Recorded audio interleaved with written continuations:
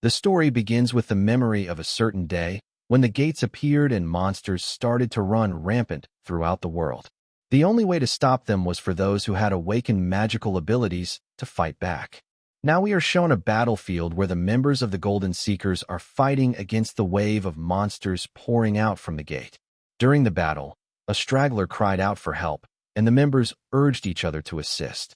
Just before the monster could harm the civilians, someone kicked it away. The one who saved them asked if everyone was all right. Misato Kyoichiro then steps onto the stage, fighting against the wave of monsters and taking down dozens of monsters within seconds, single-handedly. People watching him are amazed. One of the members explains that his power is the power of time. He knows what will happen next. She calls his ability inhuman. When all of the monsters are finally defeated, Kyoichiro kills the last one. Feeling satisfied that he has protected the land and its peace, he declares that he will now seal the gate. However, as he begins the sealing, he is suddenly thrown inside the gate, and the seal closes from the outside. Kyoichiro is shocked. He has never seen a future like this. He asks if all of them were part of this plan and why they are doing this. At this moment, they reveal their true colors. They tell him that precisely because he had no idea what was really going on, he ended up betrayed. Kyoichiro is still confused, but they continue to explain. They reveal that he, Kyoichiro, is in fact a monster at level 100 with the time attribute. All they ever wanted was to earn money easily, but because of him, they always had to take on the most dangerous missions again and again. They tell him this will be the last time, as they are parting ways with him forever. Kyoichiro is stunned that his teammates would betray him for such petty reasons. All he ever wanted as the leader of the Golden Seekers was to make the world a safer place and to protect them all. He asks himself why things have led to this. But he cannot think for long, because monsters inside the gate begin to attack him. He counters the first, only to see a sea of monsters rushing toward him. In desperation, he looks into the future, searching for a way to escape, but in every outcome, he dies at the hands of the monsters. Realizing there is no future in which he survives, he throws himself into battle, determined to take down as many as possible. Despite his efforts, he cannot change his fate. With no way to escape his death, he still fights on, promising himself not to die a meaningless death. He vows to reincarnate, grow stronger, reach the absolute peak of power, and one day take revenge on those who betrayed him. Filled with rage and despair, he activates his final spell, a spell that carries his will and every emotion throughout the world. In the end, he wakes up in a new body. He rises from a bed and looks into a mirror, confirming that the first phase of his plan was a success. Looking around the hospital, he notices things that feel unfamiliar. He worries that he may have come too far into the future, and if that is true, he might not be able to exact revenge on his betrayers. He finds the ID of the boy whose body he now inhabits and learns that he has come 20 years into the future. However, what interests Kyoichiro most is the attribute the boy possessed. It is none other than the void attribute. He laughs, because in his previous life he was feared by his comrades for having what they thought was the strongest ability, but even he had limits. At one point, he reached the peak of his abilities, yet even with his foresight, he could never see the limits of the void attribute. He feels pity for the boy, because although void may be the strongest attribute, no one in his previous life ever possessed it, which meant those who did were thought useless since no one knew how to grow or improve it. This mystery seems to be true for the boy as well, as his skill is stuck at level 1. Kyoichiro knows the boy must have been mocked many times for failing to improve.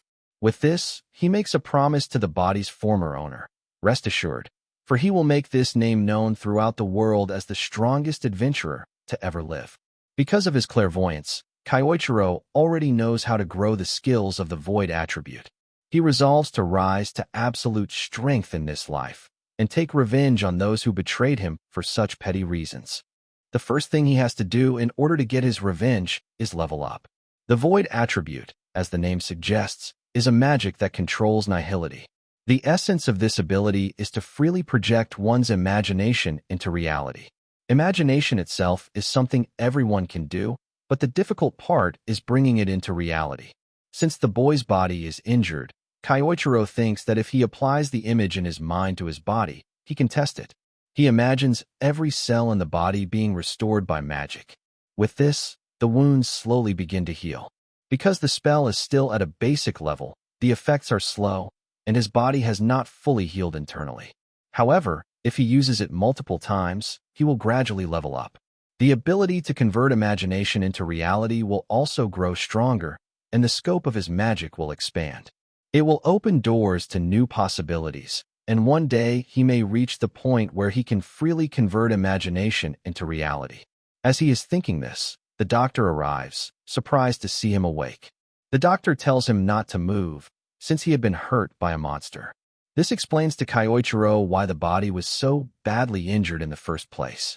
The doctor remarks that his waking up is like a miracle from the saintesses.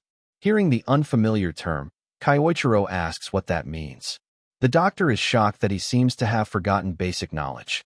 He explains that he is talking about the saintesses of the pentagram saints. But Kyoichiro replies that he does not know that term either. The doctor concludes that Kyoichiro must be confused after regaining consciousness. He tells him to rest and leaves the room. Left alone, Kyoichiro wonders about these new terms. Perhaps they are new adventurers who have become famous nowadays. He realizes that he must also understand the current situation of the world while leveling up. He turns on the television and sees a documentary about the SSS-class disaster. Watching it, he is stunned. The culprit is reported to be none other than Misato Kyoichiro himself. He is shocked, asking why he would be named the culprit.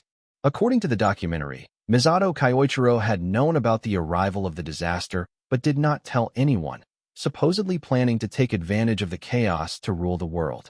The documentary continues. His plans were stopped by the remaining members, who later became a symbol of hope for everyone, known as the Pentagram Saints.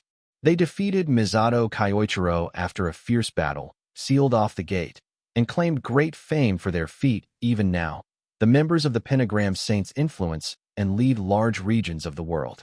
This revelation shakes Kyoichiro to his core. He laughs bitterly, realizing they not only betrayed him, but also dragged his dignity through the mud. First, they sacrificed him, and then they shamelessly claimed all the rewards, becoming celebrated heroes. Rage fills him. He swears he will never forgive them. He vows again that he will drag them all into the depths of hell. But for now, he must remain cautious and avoid revealing his identity, since he is still weak. Looking at the academy that the boy had attended, Kyoichiro discovers that it is run by one of the very members who betrayed him. Waking up in a perfect body with the void attribute, and with a target already in sight, he considers himself lucky. However, Awako, the target, is cautious and will not show any weaknesses. The difference in their levels is also immense. He cannot defeat him yet. So, he decides to focus on leveling up first before going after him. After some weeks, Kyoichiro in his new body has made a complete recovery. The doctor is astonished at how quickly he has healed and tries to praise the saintesses, but Kyoichiro interrupts, telling him that was not the case. It was his own power.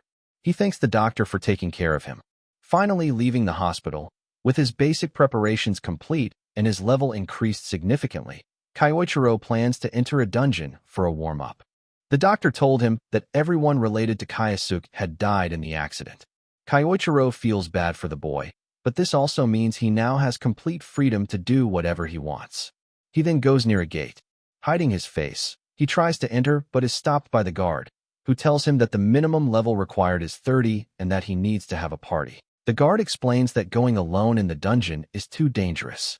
Kyoichiro replies that this may be the case for others, but he is a student of a top university, and as long as he fills out the consent form, he should be allowed in. He had already researched these things while he was hospitalized. Some bystanders tease him, saying the guard is only advising him for his own good and that he should know his place as a greenhorn. Before the guard can take further action, Kyoichiro signs the form and moves forward. He thanks the guard for worrying about him. As he enters, the guard requests 3 others nearby to follow him to make sure he does not die. One of them almost rejects the idea, but another pulls him along, saying this might be their chance. They can get rich inside, and whatever happens in a dungeon stays in the dungeon. With that, they rush in, mocking that the kid still needs 100 years of training. Inside the dungeon, which looks like a cave, the party of 3 arrive with the plan to loot everything while eliminating the newbie kid, as this is how they always survive. They keep running for 10 minutes, but find nothing in the path until they finally catch up to him. Meanwhile, Kyoichiro is already facing a horde of monsters. Using his void attribute, he summons various types of magical spells of different natures, destroying every foe in his path. As the smoke clears, the three are shocked at how quickly he wiped out the monsters. But their greed soon takes over when they spot a rare drop that could sell for a handsome amount of money. Seeing that Kyoichiro has not noticed them, they plan to assassinate him and take the loot. They jump around the cave and launch magical spells at him. Kyoichiro, angered by their actions, mocks them and easily dodges their spells without breaking a sweat. He thinks to himself that no matter the time or era, there are always disgusting people who try to take what belongs to someone else.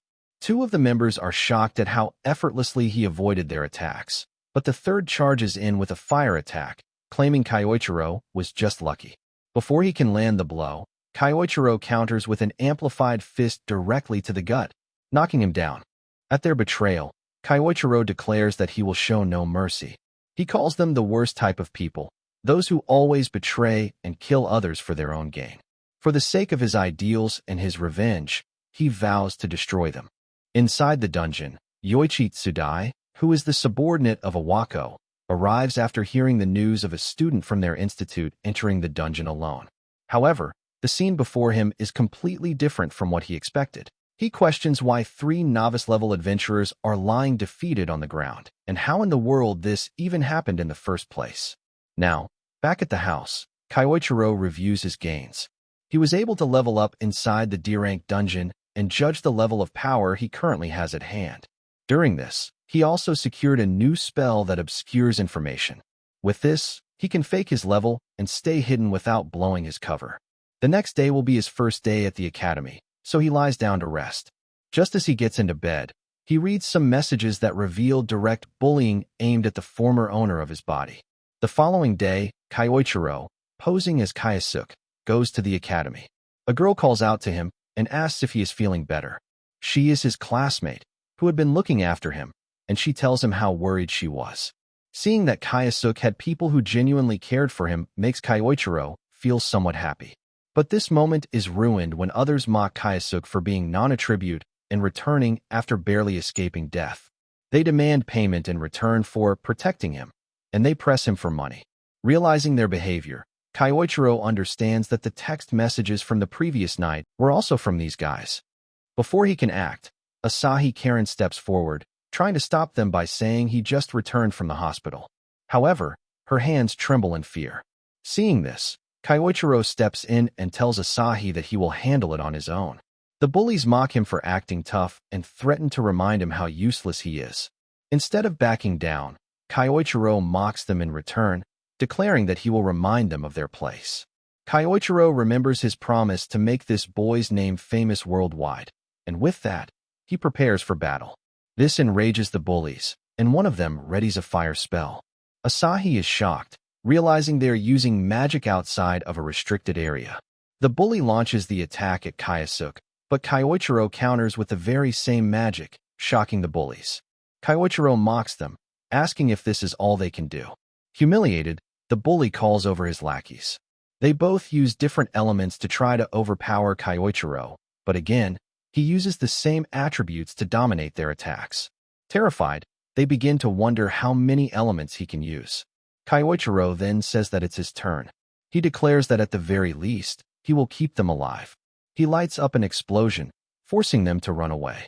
Before they can call for help, Kyoichiro grows furious and asks them if Kayasuke had not also asked for their help once, and what their response to him was. He says there is no need for an answer, because disgusting people like them always act the same way. And because of that, he declares, nothing will stop his fist from landing. With this, Kyoichiro delivers a devastating punch to the bully, knocking him out. Asahi Karen is shocked at what she sees. The lackeys quickly pick up their leader and flee, while Kyoichiro declares that from now on, no one will be able to look down on Kayasuke. Together, they will walk the path toward becoming the strongest. Outside of the school, the lackeys carry their boss away, apologizing along the way. They are angry at how he changed after being discharged from the hospital. At the same time, Kyoichiro thinks that they were not as big of a deal as he had expected. Now, in the school hallways, as he is heading to his class, others seem to take notice of his presence. This makes him think that perhaps he is standing out more than necessary. Just as he is almost at his classroom, someone approaches him and asks if he is Kyosuke. Gaining his attention, the person asks if he has time to talk. But Kyoichiro wonders who this person is. He believes this guy is just an upperclassman looking to cause trouble. He thinks to get him off his back by saying his class is about to start. Hearing this, the person says he forgot to introduce himself. He follows up by saying he is Yochi Tsudai, leader of the Biting Cats. But the important part that catches Kyoichiro's attention is when Yochi says the group was formed by Awako himself. After this, Yochi asks again if he has time to spare. Hearing about someone related to Awako, Kyoichiro is tempted and agrees, saying it cannot be helped. In an empty classroom, Yochi bluntly asks if Kyosuke is responsible for the death of adventurers in the dungeon last night. However, Kyoichiro straightforwardly denies any knowledge of the matter. He wonders how Yoichi could suspect him, since he had cleaned up his traces so well. Yoichi explains that the information he gathered was that a student from their school entered a dungeon alone. When he went to investigate, all he found were the defeated, well-known novice adventurers.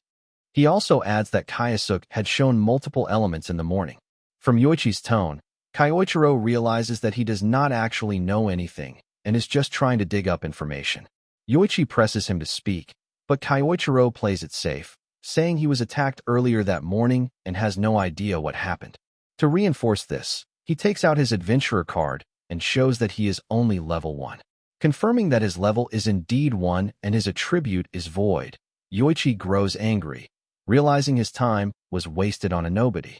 He warns him not to act suspicious in the future, as it would be a pain to clean things up again, and then leaves. As they part ways, Kyoichiro thinks he may be able to use Yoichi to his advantage, as a way to reach Awako without raising suspicion.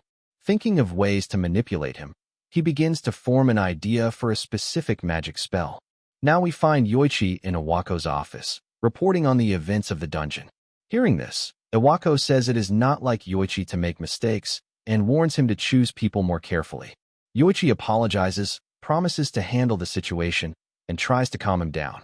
Awako then warns him that if word gets out that Yoichi was involved in the deaths of novice adventurers, it will bring criticism upon him as well. He grabs Yoichi's face and threatens that if things go wrong, Yoichi could be expelled in an instant. Yoichi promises to set things right. Inwardly, however, he grows angry, thinking that if he had known things would play out like this, he would have taken more money from those adventurers. Awako then asks, according to Yoichi, a third-year student entered the dungeon, but there is no student in that class who did so. This would mean the cause of the novices' deaths was probably a monster inside the dungeon during their hunt, rather than a student. Awako concludes that this is a more believable explanation than assuming a student killed them. He adds that it must be this way, unless something truly out of the ordinary happened. Thinking about this, Yoichi wonders if the void element could be that out-of-the-ordinary factor, so he reports that there might be a possibility of a unique attribute being involved. Considering it, Awako admits that there is indeed a chance. Getting this clue excites Yoichi, and he quickly asks Awako to leave everything to him, claiming that he will resolve the problem at hand swiftly. In a cave dungeon, many students seem to be practicing their magic while defeating monsters. Suddenly, one of the monsters breaks through, and the students become frightened. However, before anyone can be harmed, the monster is defeated by a golden light attack, which came from none other than Yoichi, who was in charge of today's exercise. He tells the students not to break formation. Finding his abilities formidable, many admire his power, noting that he was personally chosen by the principal. Some even wonder how they could join the same team as him. After dealing with the monsters, Yoichi leaves the rest to the students and walks away for his own business. He takes out an ornament, which is a device used to locate people.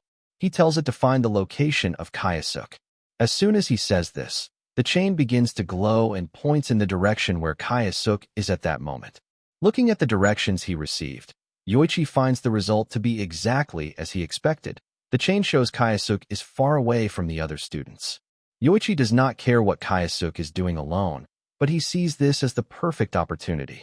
He can eliminate the threat quietly and blame it all on monsters, because what happens in a dungeon stays in a dungeon. The reason he is after Kayasuk stems from a chain of events, starting with the death of the hunter-killer he had been using. Trouble has followed ever since Kayasuk was discharged from the hospital. The things the bullies told him are also troubling, as they claim the non-attribute kid attacked them using the same magic types they used. And, even more shocking, that he created flames unlike anything they had ever seen before. Yochi could not make sense of their story and left. The bullies thought they were free, but Yochi ordered others to re-educate them properly. He has no use for incompetent people who are overpowered by a so-called weakling. Two bullies tried to stop it, but in the chaos, the one who had taken a direct hit from Kyoichiro shouted in fear that Kayasuk was no longer human. His words carried immense terror. To deal with Kayasuk, Yoichi had arranged a special class to use the situation to his advantage. But during that time, Kayasuk used illusions and escaped. Yoichi suspects he must have used magical tools, which is the only explanation he can come up with. He also believes Kayasuk may have used similar tricks to get rid of the hunter-killer he had relied on. On his way, Yoichi found many defeated monsters on the ground. Looking at them, he wondered how a supposed weakling could have done this. The monsters had clearly been defeated in a single strike of fire magic.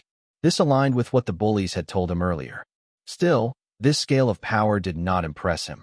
After all, even Awako, who had dropped out of the pentagram, could do such things easily.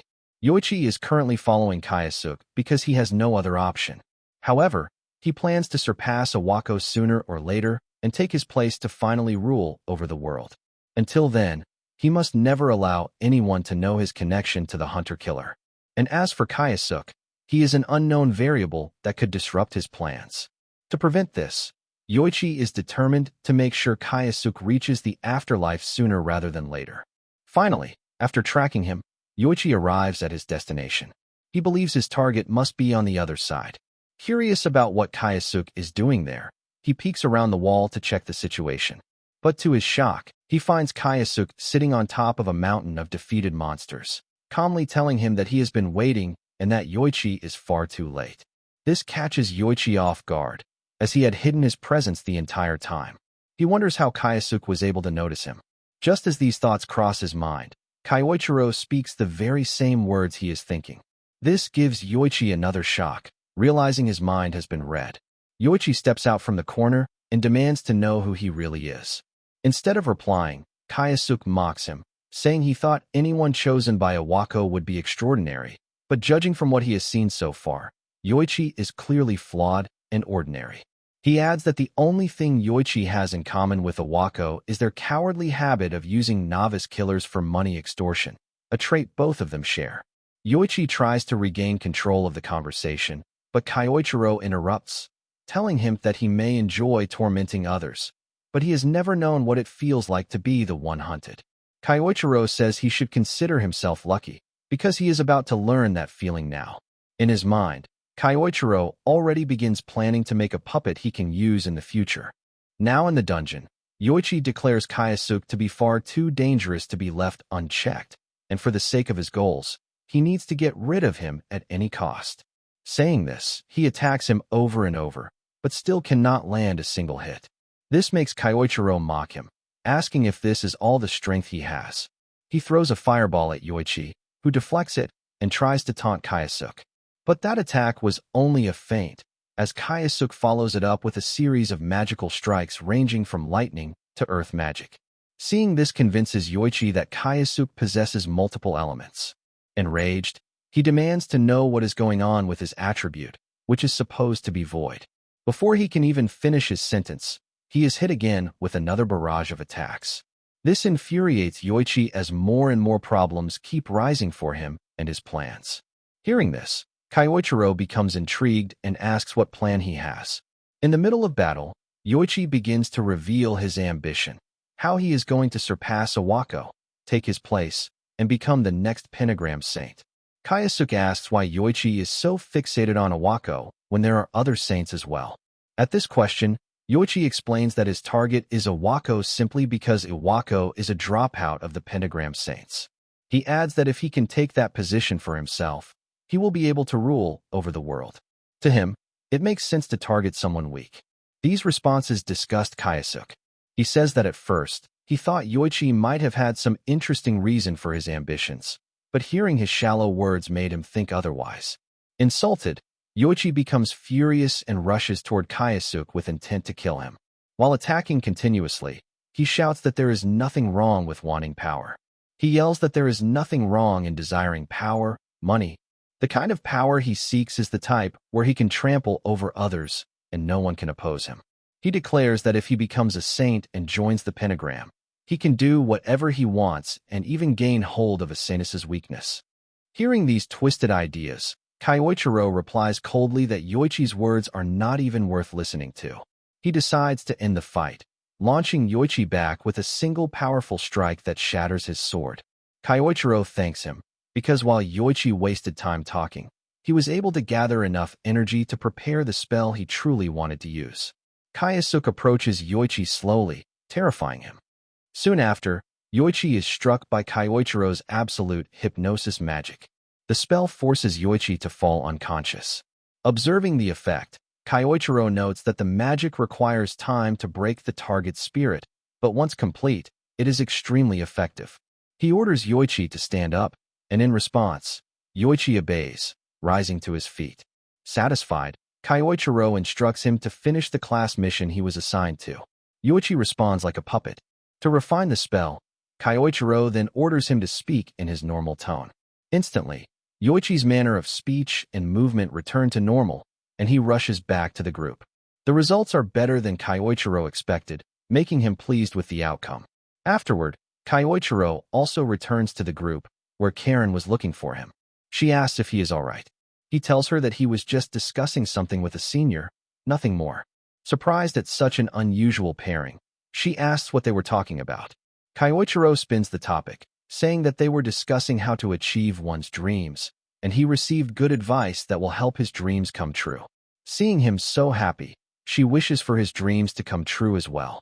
Soon, the class ends and everyone begins leaving the area. Kyoichiro is content. He has made good progress and gained himself a useful pawn, one that even Awako will never suspect so easily. In Awako's office, he asks Yoichi if there has been any progress on what he mentioned last time. To his surprise, Yoichi reports that there is progress and that the student possessing a unique attribute was involved in the whole mess. He further reports in detail that the student is none other than Ase Kayasuke, a first-year student who has the void element. He adds that the student is now captured by him, and after interrogation, he learned that Kayasuke was able to defeat the novice hunters because he possessed multi-attribute magic. Hearing the words multi-attribute magic immediately gets Awako's attention. When he asks for more details, Yoichi smiles inwardly, knowing the fish has taken the bait. Yoichi tells Awako that the specifics are still unknown, but if given some time, he can handle it and extract more information. He then throws another bait by suggesting that since it has been a while, why doesn't Awako try his hand on him personally? Thinking about it, Awako admits it has been some time since he last interrogated anyone, and the thought gives him something to look forward to. He plans to repay Kayasuke for all the trouble he has caused. Awako is about to join Yoichi, but after receiving a call, he asks Yoichi to go ahead and promises to follow up later. Awako answers the call, and on the other end, a woman thanks him for selecting them for the bid. However, Awako, with a straight face, tells her to drop the act. The caller is none other than Lei Ruashi, a former member of the Golden Seekers who betrayed Kyoichiro over 2 decades ago. She teases Awako, asking why he is acting so distant when they are partners, both being paid by the government. Awako tells her to cut the call, saying he has urgent matters to deal with. Hearing this, Lei mocks him, asking what kind of urgency he could possibly have when he always fills his pockets while running a school. Awako considers arguing but drops it, instead telling her that he has an investigation on a student who possesses the void element. Hearing this, she laughs and asks what a loser with such an attribute could even do. Awako agrees to some extent, but points out that a unique attribute always brings potential variables. Lei then asks if he is referring to something like the time attribute Kyoichiro once possessed. The mention of this name angers Awako, and he tells Lei not to ever bring him up again, as he hates it. Lei seems to enjoy his frustration. Still, she agrees with him, saying that when Kyoichiro awakened, the balance of power shifted entirely. She then tells him that since he is busy, she will contact him later. Awako, furious, slams the phone down, cursing the sly nature of Leiruashi. Hearing Kyoichiro's name has ruined his mood, and he decides to take out his anger on the captive student. That evening, Awako goes to his usual place. Finally, he slams open the door, announcing his arrival angrily. But to his shock, there is no one inside. Suddenly, Yochi attacks from behind, but Awako blocks it with ease. With a smirk, Awako comments that it seems he has been underestimated. He tells Yochi that he may have gotten overconfident after receiving praise, but he is far from capable of defeating him with such petty tricks. Saying this, Awako summons golden chains that wrap around Yoichi, restraining him completely. He kicks him and begins beating him, saying that Yoichi has made the wrong choice, and that his foolish desires will now be the reason for his death. Just as he goes in for the kill, a voice echoes from behind, saying that he hasn't changed, he is still a big idiot. Chills run down Awako's spine as he looks around and demands to know who is there. Kyosuke steps forward, adding that Awako has always groveled before the strong and exploited the weak. He is still the same greedy man, even after all these years. Awako, enraged, asks how a mere student dares to speak to him like this. Kyosuke repeats the very words Awako had said earlier, about ruining oneself with foolish desires, and throws them back at him, saying they perfectly describe Awako himself. Fuming, Awako threatens the student before him, saying he will expel him immediately and demands to know his ID. But Kyoichiro smirks and says that he has finally made it this far in the game, so he intends to take his time and have a proper talk, just between the two of them. In front of the warehouse, Kyoichiro mocks Awako, which makes him furious. Awako angrily declares that he will show him the difference in their strength. Using advanced earth magic, he summons a giant hand made of stone, fully confident that a mere student cannot possibly dodge his attack. He launches it with the intent to kill. The attack crashes down and lands on its target successfully. Overconfident, Awako laughs, claiming this is his perfect victory, saying this is what happens to people who dare to defy him. Looking ahead, and seeing that the warehouse has also been destroyed, he wonders if he might have used more strength than he should have. Thinking about it, he tells himself he doesn't even know who that student was. Wiping sweat from his forehead as he walks toward the area, he suddenly stops. He cannot believe what is in front of his eyes. The student he attacked is standing there completely unscathed. Kyoichiro taunts him, saying he only wanted to have a little chat. Awako panics, because never before has any student survived advanced magic without a scratch. He yells, demanding to know who he is and what his name is. At this, Kyoichiro starts laughing and replies, asking why he is even asking such a question. Surely, he should already know who he is. Confused, Awako yells that he doesn't know and insists that a freak like him should stop messing around and answer him properly. At this, Kyoichiro places his hand on the back of his neck and says how hurt he feels by that response. Then, in his own chilling tone, he follows with, "Did you really forget about me?" This pattern of speech terrifies Awako to his very core because he knows exactly who used to talk like that. Just the thought makes sweat drip down his face. The fear overwhelms him so much that he loses his rationality for a moment. Thinking back, he remembers they had thrown him into the gate. Enraged, Awako convinces himself that this student must be playing mind games with him. He yells that the man he is talking about, the one known as Misato Kyoichiro, is already dead, and everyone knows it.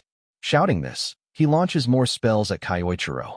But looking at his pitiful behavior, Kyoichiro only sighs, asking how long Awako has been living by believing only what is convenient for him, while ignoring what is not. Awako threatens him not to come closer, warning that if he does, he will unleash his magic. He instantly understands that Awako, in the end, had been deceived by sweet words from those around him, and that was the very reason he betrayed him 2 decades ago. Not wanting to accept any of this, Awako launches another attack. But this time, his spell is destroyed by Kyoichiro, using the exact same magic he had once wielded in his last mission as Misato Kyoichiro to defeat the monster of the outbreak. Overcome by fear, Awako falls to the ground, shaking, and stammers that he was sure they had trapped him inside the dungeon that day. In response, Kyosuke tells him that yes, he was trapped, thrown into the depths of despair and agony. Awako, trembling, finally admits that he is the real Misato Kyoichiro. To this, Kyoichiro coldly replies that it took him long enough to realize it. Still unable to believe what he heard, Awako stands again, claiming that if what the kid said is really true, then it would mean Misato died and returned from the dead. He says he is not such a fool as to accept this level of nonsense. Preparing an attack, he declares that a ghost should remain silent. With that, Awako launches multiple wind attribute attacks followed by earth attribute magic, but to no avail, as all of his attacks are dodged. Growing tense, he tries to find a way to gain the upper hand in this situation. Everyone used to mock him as just a support character, but that never meant he was weak. To turn the tides, he begins preparing another attack to finish things once and for all. He tells Kyoichiro that he has been working for over 2 decades to perfect this one. Awako wields dual magic at the same time, unleashing a massive cyclone filled with rocks toward Kyoichiro. He claims this is the strongest attack he has ever used. When his attack is not immediately countered, he starts laughing, believing he has finally achieved what no one else could, killing the great Misato Kyoichiro with his own hands.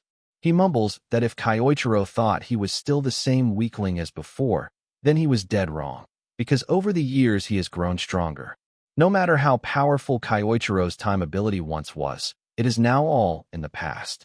Awako boasts that 20 long years have passed, long enough for everything to change.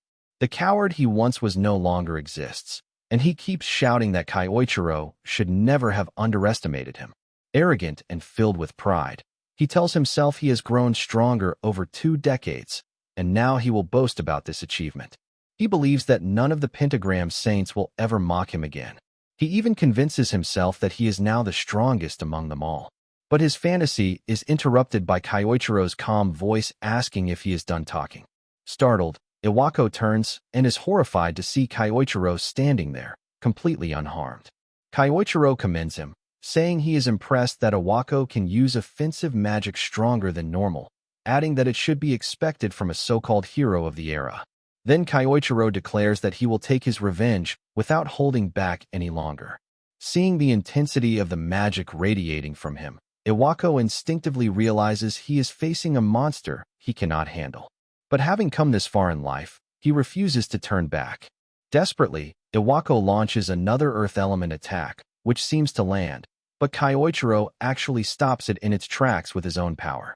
Kyoichiro tells him that if he truly thinks he can win with such weak attacks, then he is living in a dream. Terrified, Awako tries to halt Kyoichiro's advance, but all his efforts are in vain. Every attack is countered by Kyoichiro, who uses the same elements, but with superior technique, easily suppressing Awako's spells. Unable to stop him, Awako is blasted away. Now, Kyoichiro stands directly before him, one of the very targets of his revenge, his fist blazing with power and ready to strike. Awako drops to his knees and begins begging for forgiveness, not only for what he has done now, but also for what he did 2 decades ago.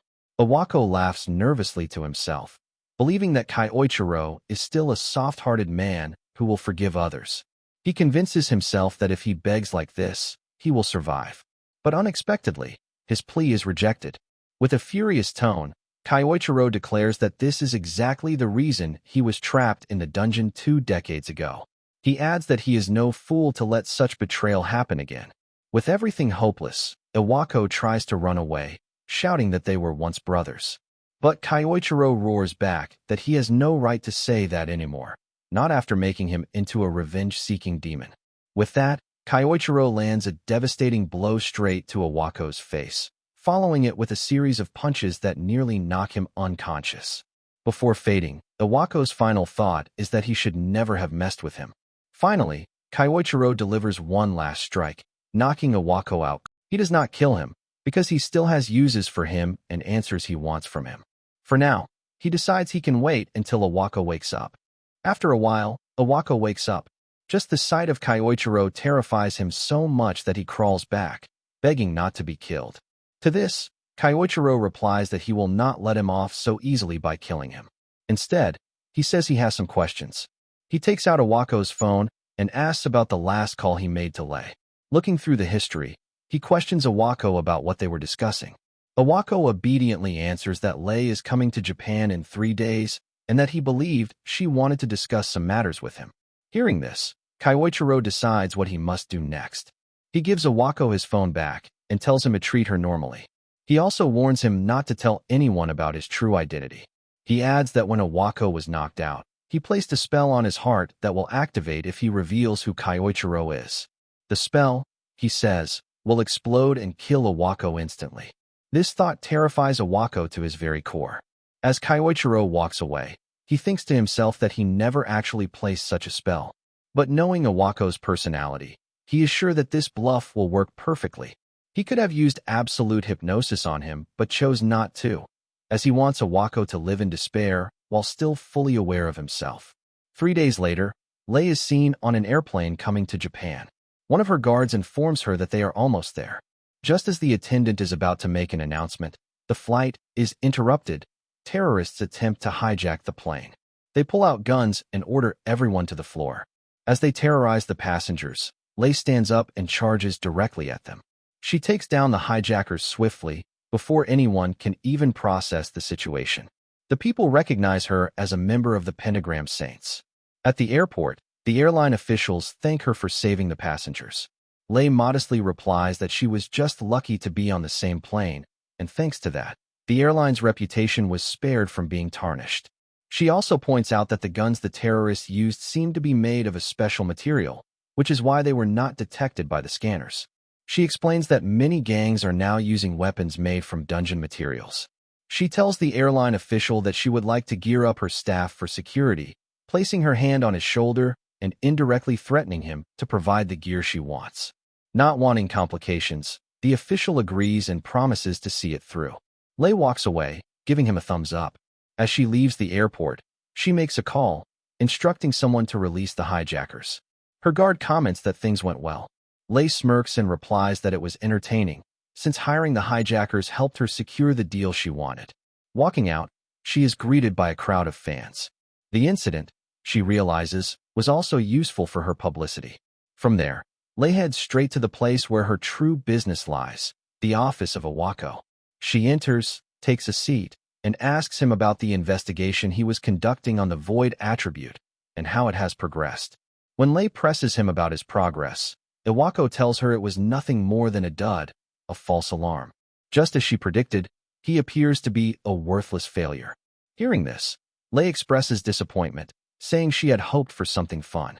She remarks that even if a unique attribute exists, it does not necessarily mean it will be special in the end.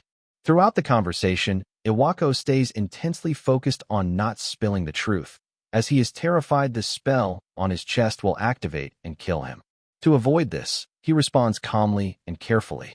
Closing the conversation about the void attribute, Lei shifts to the main reason she came to Japan in the first place.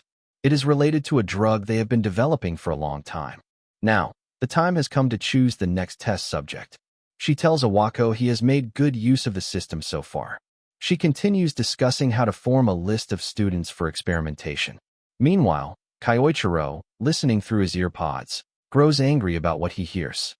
He quietly declares that Lei will be the next target of his revenge. Now at his home, Kyoichiro listens to the news and reviews the recent events caused by Lei Ruashi since her arrival in the country. She is also one of the people who betrayed him over 2 decades ago. Back then, she was already making things from dungeon materials, and from the looks of it, she has earned a fortune selling such items. But in the end, from her conversation with Awako, it is clear she has come here to cause harm and continue doing evil things. On the surface, she plays the role of a hero, but behind the scenes, she is a sly fox who exploits others. With that kind of nature, Kyoichiro knows he cannot forgive her or let her off the hook so easily. However, he wonders how he should deal with her this time. Considering how tight the security already was when he entered the academy, he knows this won't be easy, and he needs to prepare carefully. While he is thinking, Asahi approaches him, asking what he is reading. Asahi comments that Lei is amazing for how she fought against the hijackers and mentions the Great Snake of Changsha, which is very famous. Hearing this, Kyoichiro asks her more about it. Asahi explains that this is the name of the clan Lei created and that its members are all powerful. Thinking back, Kyoichiro realizes that the men in black suits he saw earlier must have been members of this clan. Asahi adds that many students hope to join her clan or the military in the future. She then asks what Kyoichiro's plans are. He is about to answer, but suddenly gets an idea. If he joins the clan, he could get closer to Lei and achieve his goal. He thanks Asahi for her help, since she unknowingly gave him the answer he needed. Excited, he rushes away, leaving Asahi behind, confused about what she just helped him with.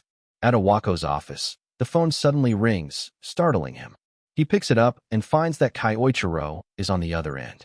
Kyoichiro calmly tells Awako that there is something he needs him to do. Nervously, Awako asks what it is. Kyoichiro then explains the plan and instructs him on what to say if Lei calls. Meanwhile, in a testing lab filled with scientists, a student is tied up. The boy is in agony while the scientists discuss their work. Suddenly, the doors open, and Lei enters. She asks the student how he is feeling. Begging for mercy, the student pleads with her to stop injecting him with the drug, insisting that he will die at this rate. Before he can finish, Lei stomps on him, kicking him aside. She adds that there is no need to be terrified, because if the experiment succeeds and he proves compatible with the medicine, he will become far stronger than ever before. After this, she orders the scientists to continue. Despite the boy's cries and begging, they inject him with the drug again. This time, he suffers greatly and eventually dies. The scientists continue making reports based on their observations. Looking at the disappointing results, Lei concludes there is no point in these experiments unless they find subjects with a high level of magical proficiency. A guard tells her they will need more test subjects soon. Lei agrees and says they will handle it the same way as always, by opening a recruitment drive for the clan, which will only appear as a recruitment on the surface. With this, she calls Awako while riding the elevator. She tells him she needs samples of students with strong magical talent. Remembering his instructions, Awako responds exactly as Kyoichiro had told him to. He suggests a plan to disguise the process as a selection at the academy to identify talented students. Hearing such a clever idea, Lei praises Awako, saying that sometimes he can come up with good plans. Afterward, she decides on the date and time for the selection. Meanwhile, Awako thinks to himself that he has done exactly what Kyoichiro instructed. The next day, the head guard enters the classroom to make an announcement. The Great Snake of Changsha clan will be holding a recruitment event at the academy to find potential recruits. The students immediately begin discussing how this is their chance to secure their futures. For Kyoichiro, however, it means something else. His path to Lei has finally opened. The selection campaign began on the scheduled day for joining the clan. The guard explained the procedure that all participants would go through. Meanwhile, Kyoichiro began forming a plan on how he would use these tests to get close to Lei. In his previous encounter with Awako, he had tried to remain in the shadows. However, this time the situation was different. He needed to get the attention of Yang Sinyu, Lei's right hand. This time, he was going to display his power. As Kyoichiro was thinking, Asahi approached him and asked if he was also taking the exam. She told him that although she knew she did not truly belong there, she had her own reasons for joining the test. Hearing this made Kyoichiro curious about what her reasons might be. The first test was to measure magical power. The device would light up and display how much power one possessed. When the test began, the results of the students were disappointing. Then came Kyoichiro's turn. He showed his card, and the examiner, expecting nothing from the void element, looked unimpressed. However, unlike his expectations, the light emitted was the brightest he had ever seen. The result was outstanding, and Kyoichiro was given an S grade for his display. The second test was for magical skill. Kyoichiro first created a lump of earth. The examiner doubted his ability, but his doubts were instantly blown away when Kyoichiro summoned all magical attributes at once and controlled them flawlessly. He wondered how those who once called the void element useless would feel now. Asahi came to him afterward and told him how amazing he was, and he wished her good luck for her test. When Asahi's test began, she demonstrated light magic by reviving dead plants. Most others did not take notice of it, but Kyoichiro was impressed that she possessed light magic. The examiners overlooked her talent, but he thought it best if she remained unnoticed for her own safety. However, Yang Sinyu, Lei's right hand, showed interest in her potential as a test subject. After all the preliminary tests, The final stage began, one-on-one duels. Yang Xinyu announced that they would be fighting members of the clan. The students became tense, worried about facing elite members, but were reassured that the evaluation would not depend solely on victory or defeat, but on how they fought. Confident that none of the students could possibly win, the clan members prepared themselves. Kyoichiro's duel began, and his examiner remarked that while he had shown good performance earlier, it would not help him in real combat. He then planned to eliminate Kyoichiro in a single strike using earth magic. However, Kyoichiro used wind magic to repel the attack effortlessly. The examiner was shocked that such a powerful strike was countered so easily. Before he could recover, Kyoichiro vanished from his sight, only to reappear instantly behind him with a knife made of water magic. This decisive move ended the duel. Kyoichiro mocked the examiner slightly, saying he had learned a lot from him in this match. The duel ended in Kyosuke's victory. Yang Xinyu was astonished by the result, questioning who this student could be, as he had surpassed every expectation. Later that night, he reported to Lei that the exam was over. Hearing this, she asked if there were any useful subjects. Yang Xinyu replied that there was one student who had cleared all the tests overwhelmingly, but that he used the void attribute. At the mention of void, Lei's excitement grew. She recalled Awako's investigation into a student with that attribute. Smiling slyly, she states that this new student is going to be really fun. In the student hall, Lei's right-hand man begins announcing the results of the exams they previously took for clan enrollment. After all the students gather, he proceeds with the list from top to bottom. He announces that the first position goes to Ase Kyosuke. The students start whispering among themselves, as everyone already expected him to take the top position. During the difficult exam, he had displayed an extraordinary level of power, leaving a strong impression. Kyosuke now feels that everything is going according to his plans, as his bold display turned out to be useful in impressing the examiners. He knows this puts him a step closer to Lei. However, his happiness turns to unease when the second position is announced. The second place is granted to none other than Asahi Karen. She is surprised to have achieved a higher rank than she expected. Kyoichiro grows worried about her being placed so high and selected as well. He wonders if her unique attributes played a larger role than he had believed in helping her clear the exam. Knowing Lei, he suspects she is planning something hidden, possibly using the students for a secret agenda. He believes there must be a reason behind Asahi being selected. As he ponders these thoughts, his worries are interrupted when Asahi smiles at him, clearly happy that she passed, and that they both achieved high positions. Seeing her joy relieves Kyoichiro of his doubts. He reminds himself there is no need to overthink. He will not allow anyone to harm her. His focus must remain on protecting her and securing his own goals. Sometime later, at the Japan branch of Lei's company, the announcement of the Great Snake Changshan clan recruitment exam has brought the successful students together. Lei's right-hand man welcomes them, stating that they will now be taken to a facility for basic checks before officially joining the clan. He also informs them that the clan leader, Lei herself, will join them soon. Kyoichiro tenses upon hearing this, determined to face her, though he knows he cannot leave Asahi unguarded just yet. The guide explains that Lei will meet them after they complete the facility check, then instructs them to follow him as he shows them around. While walking, Kyoichiro thinks about confronting Lei immediately, but restrains himself, as his first priority is keeping Asahi safe. Meanwhile, Asahi looks around with curiosity and tells Kyosuke that being in such a large building makes anyone nervous, though she is happy to be joining the clan soon. Out of curiosity, Kyoichiro asks her why she wants to join. She reveals that her mother is currently hospitalized, and the high medical expenses are difficult to manage. She believes joining the clan will help her ease the burden. Moved by this, Kyoichiro decides he must do everything possible to protect her. After a while, the guide shows them a staircase leading down. Kyoichiro finds it suspicious that the facility lies in the basement. As they descend, he quickly realizes that it is a testing facility. His suspicion grows stronger. Suddenly, the doors close behind them, startling the students. Kyoichiro immediately understands. They never intended to let anyone leave so easily. Their serious preparations confirm this. One of the students nervously asks what is happening. The man who guided them suddenly changes his tone, speaking harshly and telling them to remain silent. His intimidating behavior terrifies the students.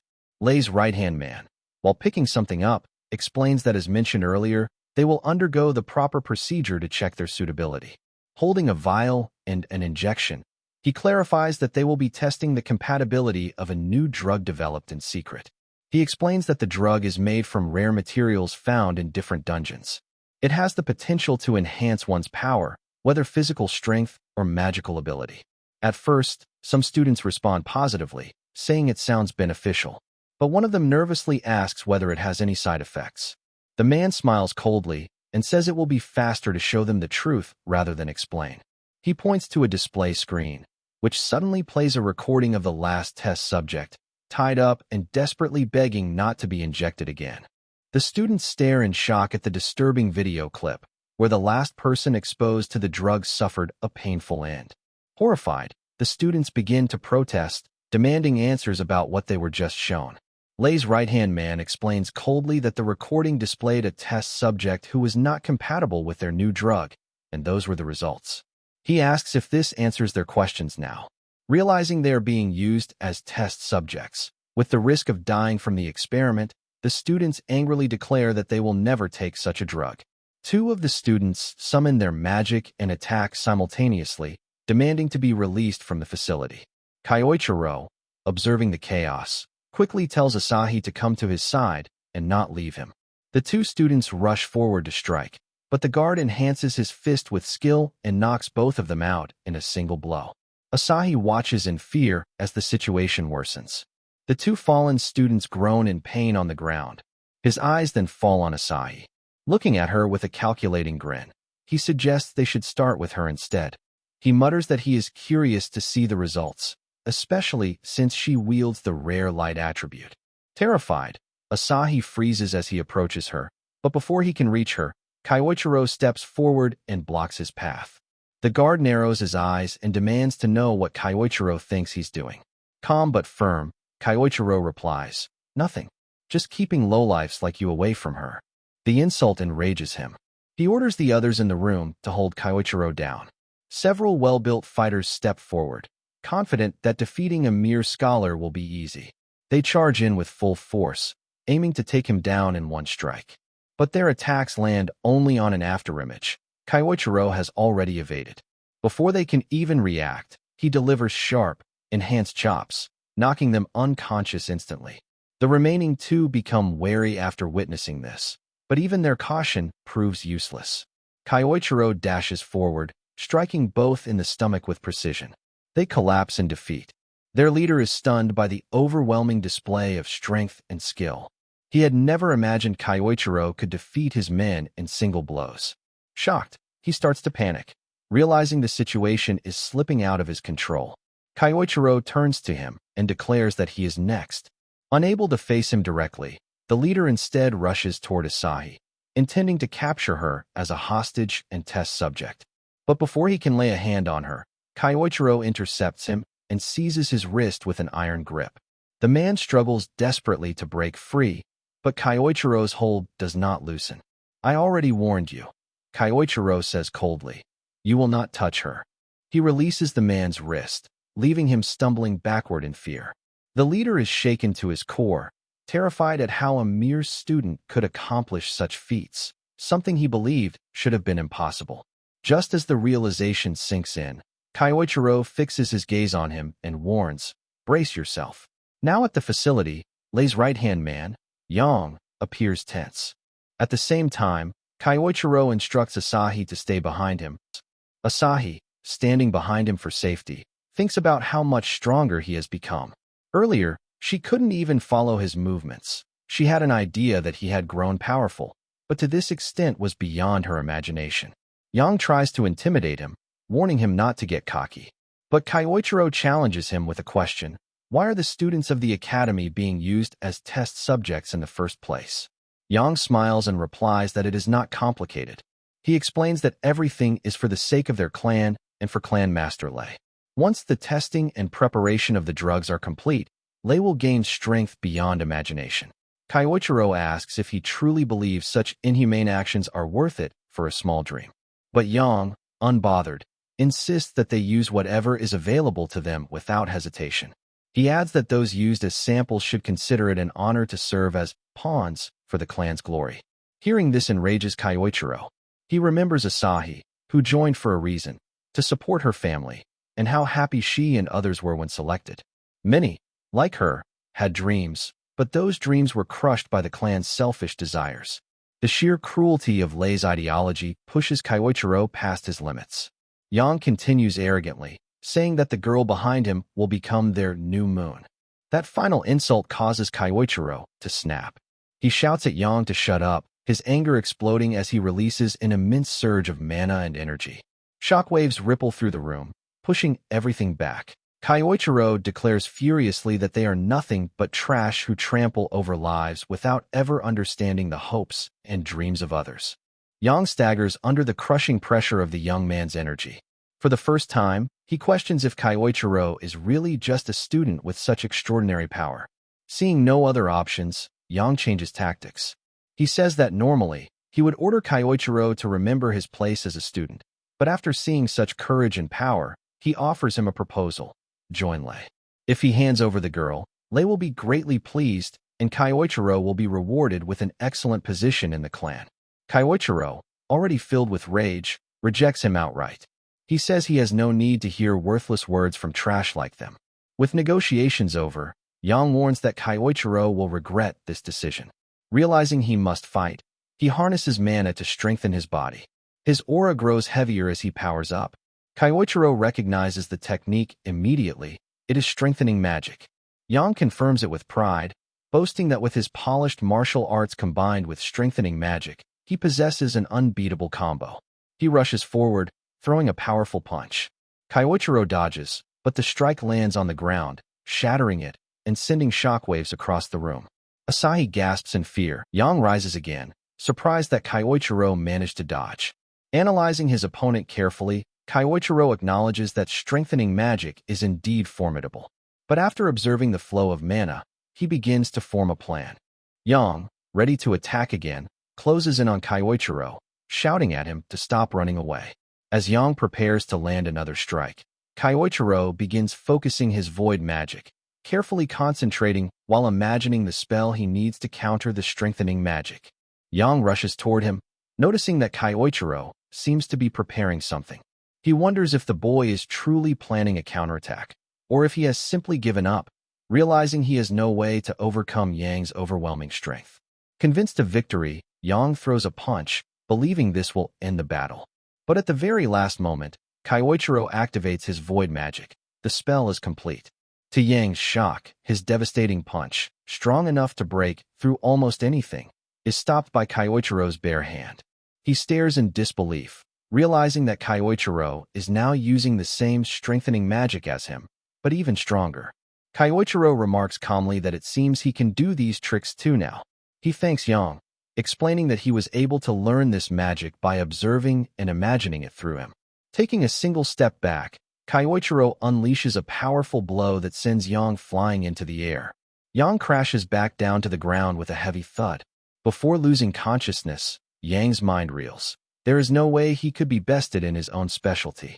He wonders if Kyoichiro is really just a kid, or if he is something far more monstrous in strength. With everyone in the facility defeated, Asahi runs to Kyoichiro. He asks if she is all right, and she nods. Meanwhile, the other students who had been hurt begin slowly getting back on their feet. Kyoichiro tells them he will open up a path so they can escape the place safely. Confused, they ask what he means and where he intends to go. Without hesitation, Kyoichiro strikes the heavy door, breaking through and creating an exit for them. As he turns toward his own direction, he tells them he has his own plans to follow for now. At the same time, Lei is informed about the worsening situation. She is told that Yang and the others have been defeated and that the students are escaping. Shocked that her trusted people could be overpowered so easily, she demands more details. But the guards can only report that an incredibly strong individual is heading toward her. Before they can say more, their voice is cut off as they are swiftly taken down by the unknown intruder. Confused and unsettled, Lei rises, trying to comprehend what is happening inside her own facility. Suddenly, the door to her office opens, and Kyoichiro steps inside. Lei narrows her eyes and asks who he is and for what purpose he has come. Kyoichiro walks forward calmly and replies, "The reason I'm here is simple. I've come to pay you back for what you did to me 2 decades ago." Lei appears confused, unsure what kind of debt Kyoichiro could mean from 2 decades ago. Seeing her expression, Kyoichiro steps closer and asks if she truly doesn't understand. Should he explain what debt he is referring to? He begins, saying that ever since the raid of the SSS rank dungeon, the so-called Saints of the Pentagram have been living comfortably. The mention of that raid immediately darkens Lei's expression with unpleasant memories. Kyoichiro continues, hinting at their claim of stopping a certain man's conspiracy that day. Annoyed, Lei asks if he is really trying to give her a history lecture. She insists that the Saints of the Pentagram are heroes who vanquished evil in order to preserve the world. Because of their work, they now hold influence across the globe, watching over many areas. She demands to know what he truly understands to speak against them. Kyoichiro cuts her off, saying that even if the world views them as heroes, the truth is far from it. His words unsettle her, especially as the aura around him changes. In a darker tone, he tells her that they sacrificed their own comrade for selfish reasons, just to reap rewards and build their names. He accuses them of trampling on the lives and dreams of others for their own gain, both then and now. Lei laughs mockingly, calling his words nothing more than conspiracy theories spread by jealous people after their success. But Kyoichiro firmly denies it. He says these are no fabrications, he knows what they did. He reveals that he knows how they pushed their own comrade into the dungeon gate after the boss had been defeated. This revelation shocks her. That knowledge was supposed to be a secret shared only by the remaining members of that raid party. Seeing her confusion, Kyoichiro steps forward and asks if she truly has no idea who he is by now. He declares, "I am Misato Kyoichiro, the same Kyoichiro you and the others pushed into the gate 20 years ago, after I defeated the boss." Lei is stunned, unable to believe what she is hearing. In her panic, Kyoichiro adds, "What you feared most has happened. You once called me a monster for reaching level 100 with the time attribute. I used that same power to return." Fear flickers across Lei's face, but Kyoichiro presses further. He warns her that he knows exactly what she and her company have been doing in secret. If he exposes it to the public, she would be ruined instantly. Enraged, Lei snaps, demanding if he is trying to mock her. Kyoichiro retorts coldly that she should be the one answering for her crimes, both for betraying him 2 decades ago and for trampling on the hopes of others, like the young girl who gave her all. He declares that he will never forgive her. Lei smirks and tells him not to get too arrogant. She claims that he is no longer in the same refined body he once had. Reaching for a weapon near her desk, she warns him that showing himself before her was a mistake. Grabbing a staff, she activates a skill and unleashes multiple strikes in a single attack, shattering the entire room. With a twisted smile, she asks what he thinks of her weapon, explaining it was forged using rare materials from high-level dungeons, making it harder than steel itself. She boasts that he will soon see how deadly and sharp it is. Rushing forward, Lei thrusts the weapon at high speed again and again. But Kyoichiro dodges every attack effortlessly, not taking a single scratch. Lei sneers that all he can do now is dodge without his former body, though inwardly she is frustrated that none of her strikes are landing. After evading her flurry of attacks, Kyoichiro remarks that he now understands why she is slower. He points out that she has spent too long as a corporate queen, becoming sloppy and far less sharp than she used to be. He even mocks her by saying she is now on the same level as Awako. Being compared to someone she considers weak infuriates her. In a frenzy, she swings wildly, attacking over and over. At last, one of her strikes seems to connect, but it turns out to be only an afterimage. Kyoichiro is standing far behind her, completely unharmed. She realizes void magic is behind his evasion, but its effectiveness at this level shocks her.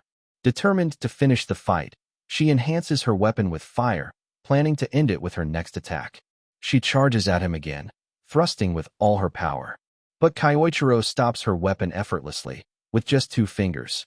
Lei freezes, horrified that her enhanced strike was blocked so easily. Kyoichiro looks her in the eyes and says coldly that she is far weaker than she was 20 years ago if this is the best she can manage.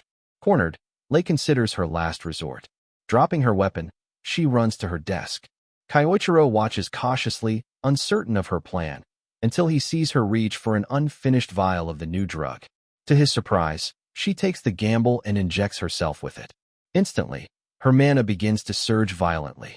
Kyoichiro realizes she is truly willing to go this far to stop him, transforming her into something monstrous. Now Lei had completely transformed into a monster after injecting herself with the drug.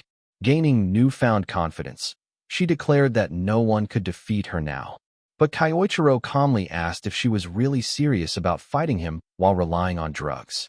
Did she truly think it would be that simple? Lei warned him not to underestimate her. She explained that she had spent enormous amounts of time and money perfecting this drug, gathering materials from the depths of dungeons and refining them for years into a single formula.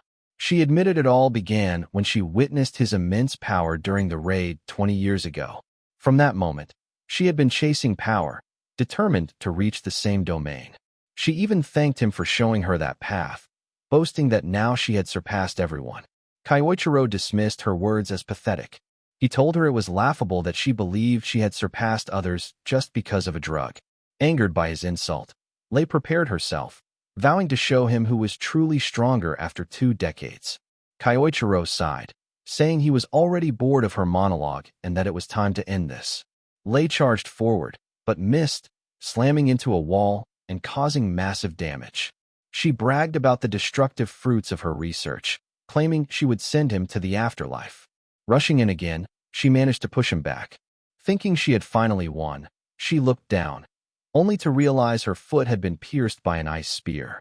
Kyoichiro revealed that he had set the trap during her attack. Lei was shocked to see him using Yang's technique and demanded to know how he had learned it. Kyoichiro explained it was thanks to her subordinate that he was able to master it earlier than planned. Stepping closer, he told her that while her drug was impressive, it produced nothing more than a momentary gust of power. Lei shouted in fury, accusing him of disrespecting her life's work. But Kyoichiro grew even angrier. He declared that she had trampled over countless people for her selfish desires and still had the audacity to call it progress. He told her she made him sick. Humiliated, Lei launched herself at him in blind rage. But Kyoichiro countered easily, grabbing her and driving his knee into her stomach. Her unstable power quickly faded, and she collapsed unconscious, her last thoughts on the terrifying new Kyoichiro, whose limitless potential was even more dangerous than his past self with a single attribute. As he left, Kyoichiro remarked coldly that her power was never real to begin with. With this, 2 of the 5 targets in his quest for revenge were now defeated. Outside, Asahi rushed to him, asking if he was all right. At the same time, news anchors swarmed the area, chasing reports that Lei's office had been attacked. Asahi turned to him, asking if he was responsible. Kyoichiro simply replied, "Who can say?" He knew that the truth about Lei's company and its cruel experiments would soon be exposed. With her downfall, many people would finally be safe, and everything she had built over a lifetime would crumble. Asahi called out to him. She admitted that earlier she had been too confused to say it, but now she wanted him to know. Without him, she would not still be standing there. She thanked him deeply for protecting her. Kyoichiro reflected silently. Once, words like those had meant everything to him. They had been his reason to push forward in his previous life. That night, the news exploded with revelations about Lei's company. The truth about their secret experiments and underground facilities where people had been used as test subjects. Reports claimed that someone had stopped her before she could erase the evidence, though the identity of the assailant was unknown. It was also revealed that Lei was now suffering from memory issues and had been placed in medical care. Kyoichiro wondered how the other saints would react to this turn of events. Just as he thought about it, breaking news appeared. An emergency announcement from Nathaniel of the Pentagram Saints. Hearing the name shocked him. At the press conference, Nathaniel declared that on behalf of the Pentagram Saints, they were devastated by Lei's actions and her inhumane research. He apologized, saying that although she had once been their comrade, they had failed to see the darkness lurking within her. Kyoichiro's anger flared. He recognized the act. They were playing the innocent card again, just as they had when they branded him a traitor 20 years ago. They hadn't changed one bit. To them, ordinary people were not lives to protect, but stepping stones to secure their reputation as heroes. He realized that Nathaniel must have been the one to spark hatred among the clan back then, leading to his betrayal. Even now, Nathaniel was calculating, his whereabouts always shrouded in mystery. Determined, Kyoichiro decided on his next move and made a call. Meanwhile, in a distant sanctuary, a messenger reported the conference to Saintess Claudia. Hearing the news, she clasped her hands and prayed for the future. Elsewhere, another member, Engulf, was training in his room when he was told that a meeting was about to begin. Furious at Lay for creating such a mess, he prepared himself. Soon, the members of the Pentagram Saints gathered, Nathaniel appearing on the screen before them. Once all were assembled, he formally began the meeting of the Pentagram Saints Council. After a long discussion and debate, the council members agree with the statement that an assailant seeking revenge had attacked Lay and exposed the experiments she had been conducting. Engulf is genuinely furious, enraged that she had been carrying out such secret actions behind their backs, tarnishing the honor and reputation of the Pentagram Saints. Concluding the matter, Nathaniel states that the experiments were Lay's doing alone, carried out on her own accord, and that the rest of them had no knowledge of her activities during that time. Awako listens silently, but his thoughts turn dark. He reflects that Nathaniel always behaves this way, making seemingly rational judgments while easily shifting blame. It is clear to him that Nathaniel is abandoning Lay to protect the group. While others may truly have been unaware of her secret experiments, Awako is certain Nathaniel knew about them and their results all along. The realization unsettles him. Even his comrades, who were all connected to the betrayal of Kyoichiro, prove themselves unreliable when one of their own is in trouble. Still, he sets aside these thoughts, reminding himself that he has a task to complete. Claudia, meanwhile, wonders aloud about the identity of the assailant strong enough to defeat one of their combat-oriented members. Taking his cue, Awako speaks up. He says he has something to report. Earlier, he received a letter from the very person claiming responsibility for defeating Lay. Nathaniel orders him to read it aloud.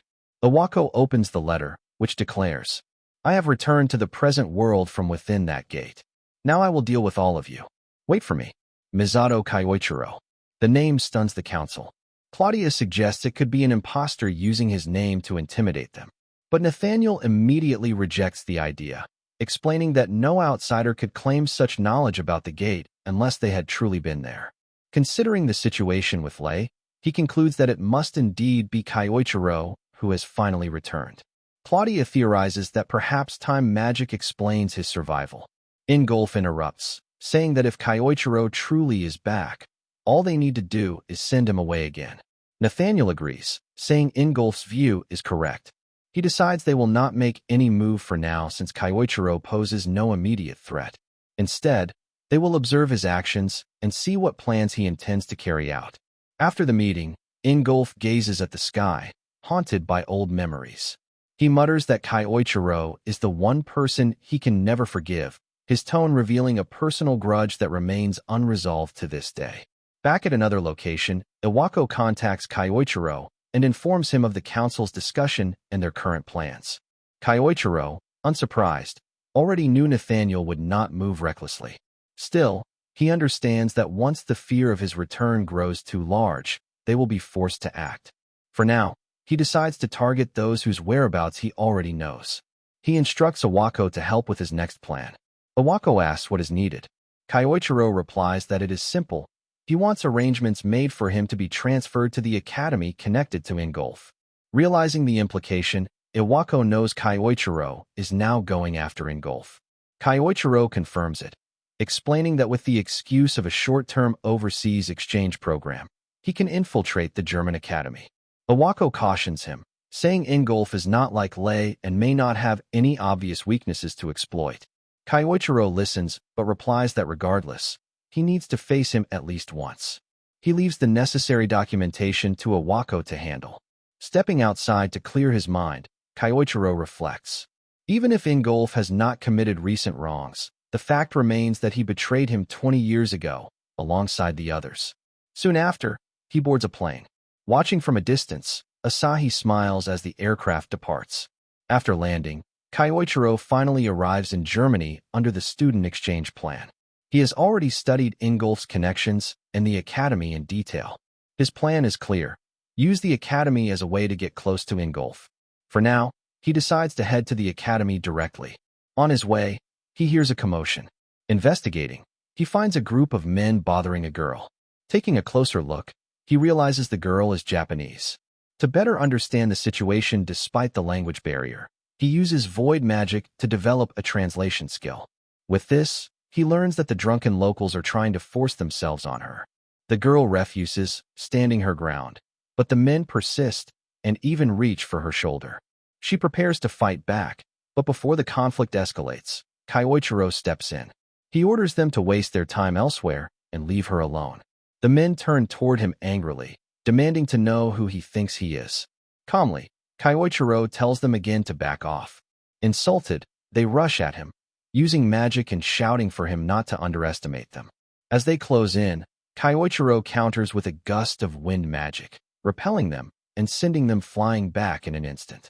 The girl stares in astonishment, seeing how easily he defeated them in a single move. She wonders to herself just who this mysterious student really is. After being defeated in a single blow, the punks panic and run away, apologizing for messing with them in the first place. The girl steps closer and thanks Kyoichiro for saving her. He suggests they change locations since a crowd has started gathering around them. The girl follows him, thinking it has been a long time since she was rescued by someone like this. She recalls that the last time she was saved was by another person. While walking, she once again expresses her gratitude, saying that because of him the situation didn't escalate and no real harm was caused.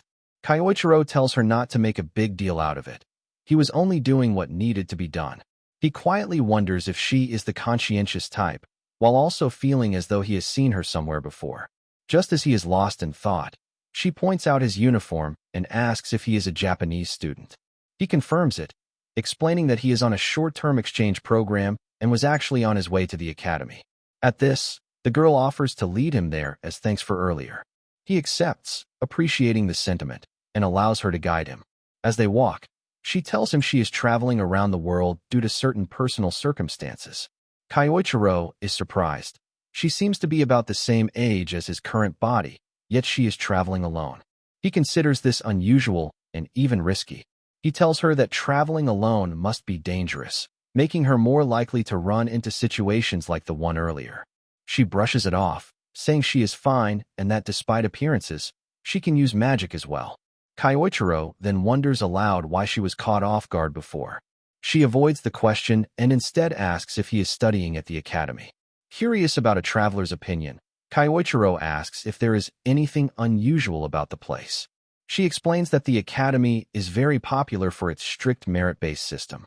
Students there believe strongly in the hierarchy established by rankings and achievements. There is also a point system that rewards success. Hearing this, Kyoichiro realizes how seriously the academy takes such matters, far more extreme than schools in Japan. From Awako's information, he already knows that Engulf often teaches classes for the elite upper-class students. To get close to Engulf, Kyoichiro understands he will need to make a big impact in this merit-based system. The thought excites him, as he enjoys challenges. After their journey, the girl points toward the academy. Kyoichiro thanks her for both the guidance and the information. Before parting, she remembers to introduce herself. Her name is Shirado Sayuki. In return, Kyoichiro introduces himself as Ase Kaisuk. The name shocks her, as though it reminded her of something. When he notices her reaction and asks what's wrong, she simply replies that his name is familiar to someone she once knew. With that, they part ways, and she wishes him luck at the academy. After she leaves, Kyoichiro can't shake the feeling that something about her sticks in his mind. Still, he puts the thought aside and heads toward the academy. The academy itself appears neat and orderly. As he walks across a bridge, a student who had been waiting calls out, asking if he is the Japanese transfer student. The boy arrogantly tells Kyoichiro to come closer. Kyoichiro responds respectfully, asking who he is, and calls him a delinquent. Insulted, the boy demands to know who he is calling a delinquent. He steps forward, sneering that Japanese students don't come around often and questions if Kyoichiro could possibly be anything special. Trying to assert dominance, he warns Kyoichiro not to get the wrong idea about this academy. He says he will give him a basic rundown of the hierarchy here. Kyoichiro sighs, wondering why he is already running into troublemakers so soon after arriving. He recalls Sayuki's warning about the merit-based system and realizes the boy is trying to test him. Throwing his bag aside, Kyoichiro says he is ready to take him on. The boy grins, saying it's good that Kyoichiro understands quickly. Preparing his magic, he declares the fight is starting now. He uses earth magic, launching countless stones at Kyoichiro like a spray of bullets. But Kyoichiro easily deflects every attack without difficulty, stopping them midair. The boy stares in shock, clearly not expecting his magic to be countered so effortlessly. Kyoichiro remarks that while the quantity of the attack was decent, the power behind it was weak. He then prepares his own counter.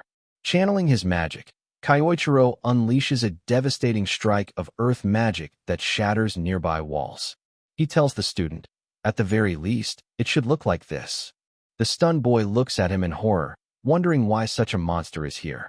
Elsewhere, Sayuki is seen on a call. She reports that she has made contact with Ase Kayasuk. Speaking to Claudia, she says she will remain in Germany for now and continue to observe the target.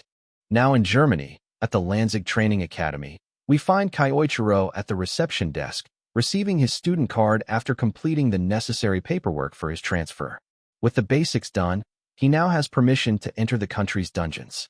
Examining the card, he uses void magic to translate the details and notices it is different from the ones he had in Japan. He sees the additional point value section that Shirato had told him about earlier. From this, he realizes the cards track a student's dungeon records and performance. Since he has no classes scheduled for the day, Kyoichiro decides to explore the dungeons in Germany to understand their nature. Leaving the academy, he heads toward a dungeon, but someone is trailing him. It turns out to be the same boy who had lost the duel to him earlier. Sometime later, in the city, Kyoichiro arrives at a dungeon portal. Staring at the gate, he thinks to himself that the only way to get closer to Engulf is to rank up his classes as quickly as possible. To test himself, he chooses an upper-tier dungeon. He enters, finding not a cave, but a ruined structure serving as the dungeon's form. Intrigued, he wonders what kind of monsters Germany's dungeons will hold. Soon, skeletons wreathed in flames emerge to attack him. Kyoichiro instantly recognizes them as undead monsters, stronger than the creatures he faced in Japan. Still, he knows their weak points. After all, this is not his first battle against such foes. He has fought countless monsters before, learning and adapting to their natures. One skeleton swings its weapon at him, but he dodges with ease. Calmly, he notes that the weaknesses of undead creatures are fire attribute magic or blunt attacks that shatter their bodies. Luckily, he has both options available. First, he enhances himself with strengthening magic. Then, with a single punch, he smashes the monster apart. The remaining undead freeze, almost as if confused about who the real monster is. Smirking, Kyoichiro taunts them to attack. Before long, he clears all the undead in the ruins and advances toward the boss chamber, knowing it should be waiting there. Inside, he finds the boss, a lich, floating in the air, surrounded by wandering souls. Deciding to test its strength, he begins with a fireball spell, launching it at the lich. The boss cancels it instantly. Kyoichiro narrows his eyes, but isn't surprised. Such resistance should be expected from a dungeon boss. The lich points its staff at him, releasing a spell that spreads thick miasma across the chamber. Kyoichiro dodges casually, though he notes with interest that the miasma melts everything it touches. A dangerous ability, but also something he might use to his advantage. The lich follows up with more attacks. Kyoichiro condenses wind magic around his feet, boosting his speed and propulsion. Leaping across the chamber, he bounces off the floor and walls while evading the incoming spells. After several movements, he finally closes the distance, preparing to strike the boss directly.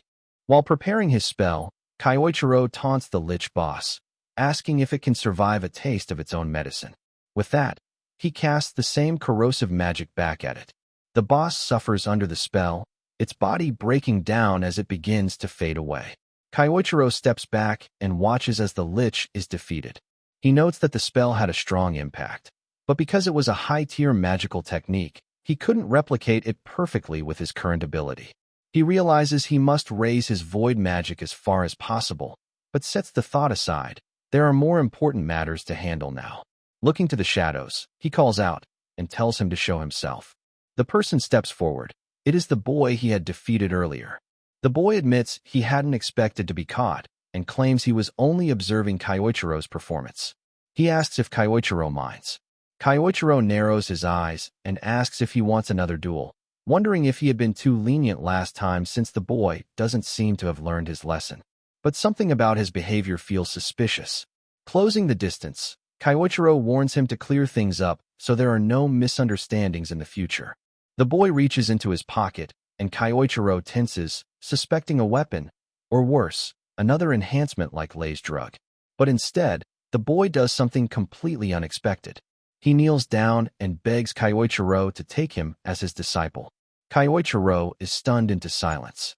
He can't believe what he's seeing. The boy holds out a small cup, leaving Kyoichiro even more confused.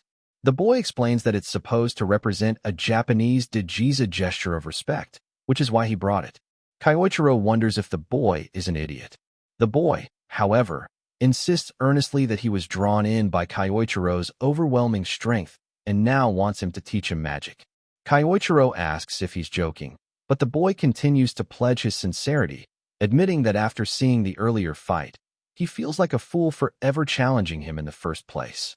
Kyoichiro sighs, realizing the situation has suddenly become much more complicated. Just as they're speaking, he senses something strange.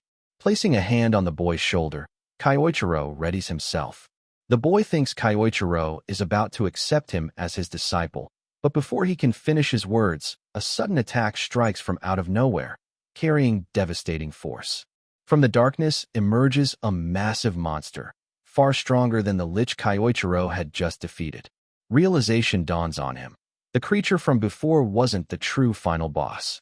The real one has arrived now. Kyoichiro steps forward, ready to face the monster, while the boy beside him trembles in fear. Staring at the massive beast, the boy recalls something he once read in the academy manuals.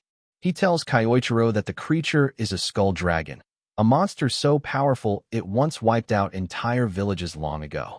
He adds that according to the records, Engulf had barely managed to defeat one in the past. Confused and terrified, the boy wonders why such a creature would appear here now. Kyoichiro listens calmly to his explanation and prepares to fight.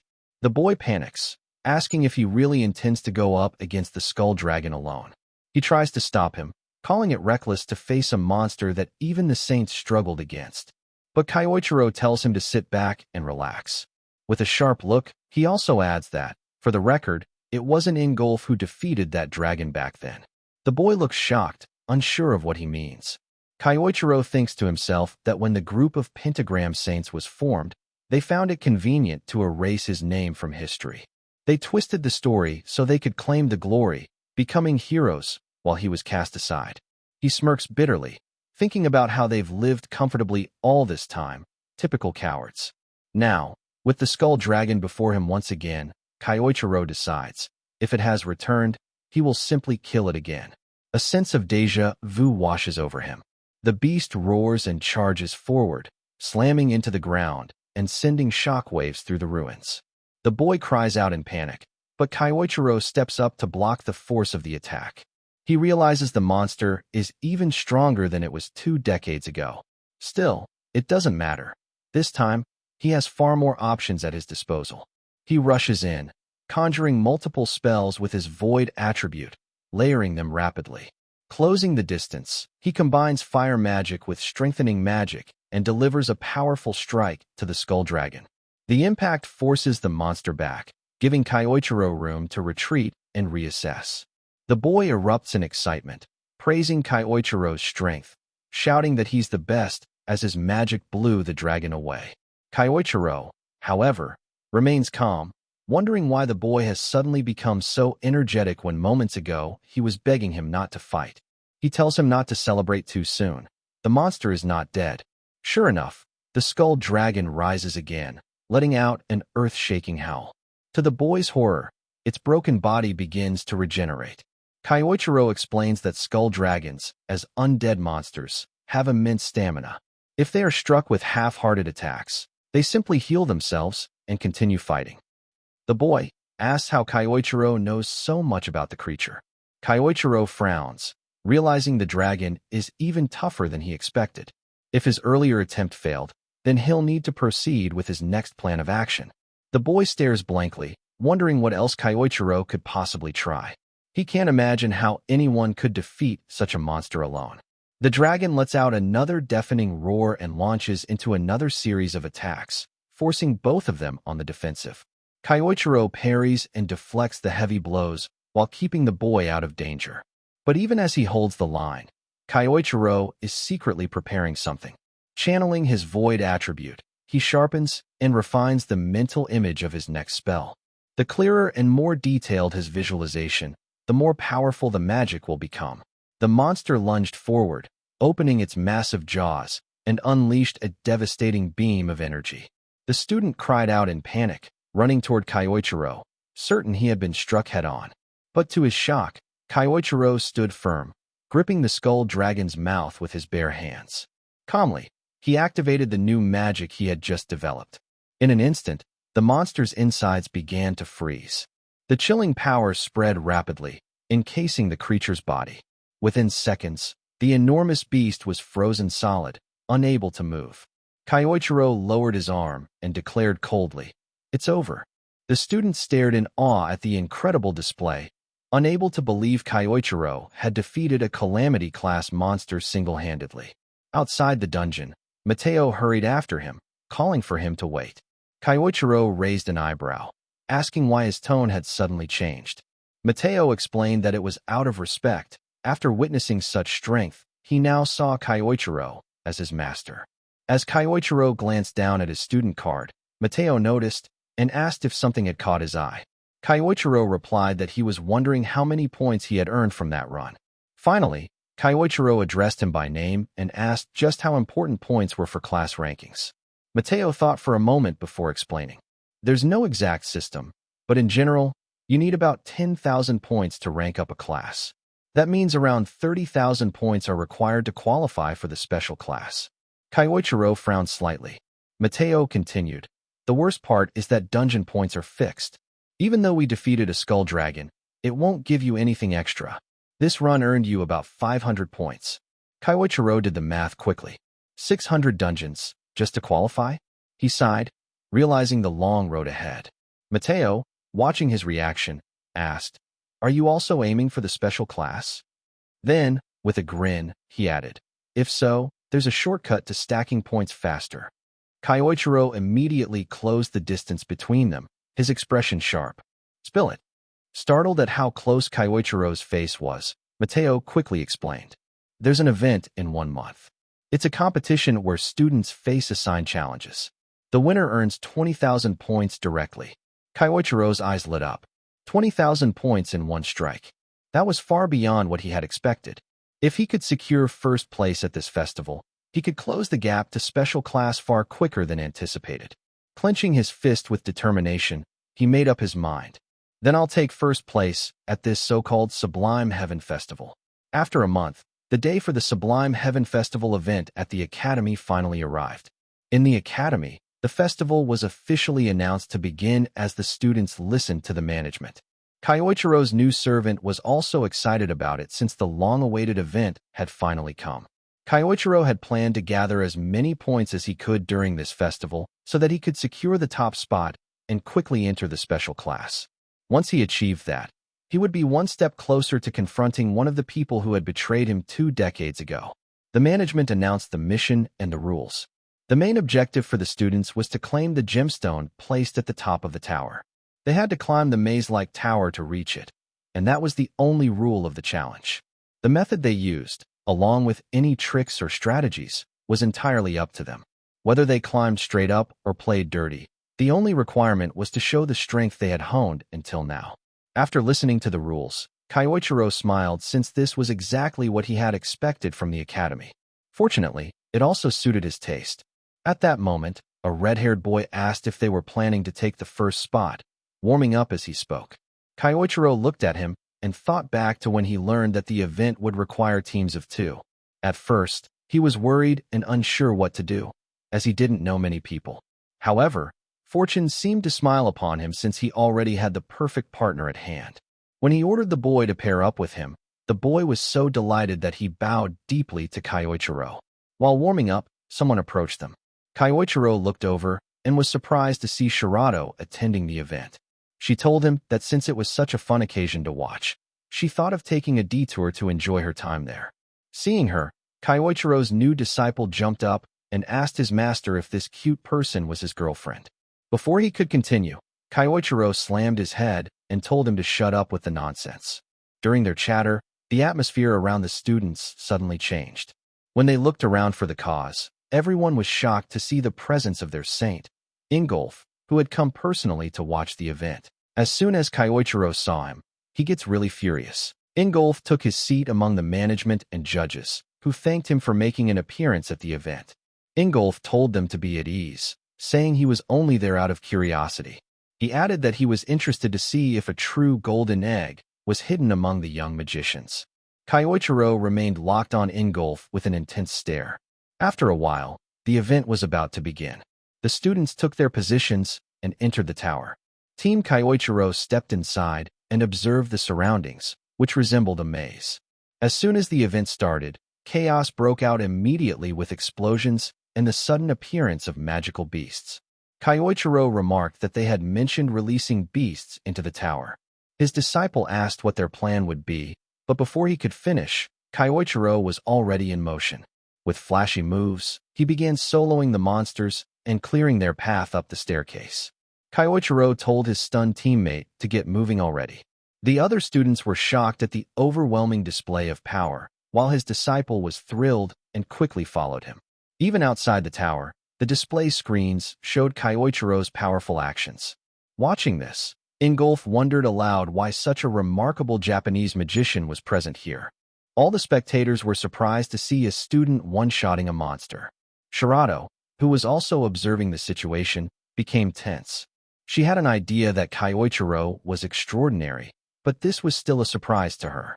Inside the tower, Team Kyoichiro continued clearing the beasts along the way, and even Kyoichiro's new lackey was pulling his weight. Kyoichiro asked him if he was able to manage the situation, and with confidence, the boy replied that he still had plenty of energy left in the tank. Hearing this, Kyoichiro told him they needed to move faster without slowing down. The red-haired kid, who had seemed confident before, was actually at his limit but continued following Kyoichiro so he wouldn't drag him down. While climbing upward on the staircase, Kyoichiro sensed something and stopped his teammate. Suddenly, an explosion destroyed the staircase ahead of them. On the other side stood another team, responsible for destroying the staircase so Kyoichiro's group couldn't catch up. The red-haired kid shouted at them for playing dirty. The other team teased him, asking if he had said something, mocking that they couldn't hear him from so far below. After that, they ran away, taunting them to sit back and watch as they lost. The boy grew angry, then asked his master about their course of action now that the path was destroyed. Kyoichiro, without any worry, told him the answer was obvious. They just needed to fly over. Shocked and worried about what he meant by fly, the boy asked how, but before he could even finish speaking, Kyoichiro grabbed him and used wind magic to propel them upward with immense speed. At the doorway of the final chamber, the team that had destroyed the bridge had already arrived.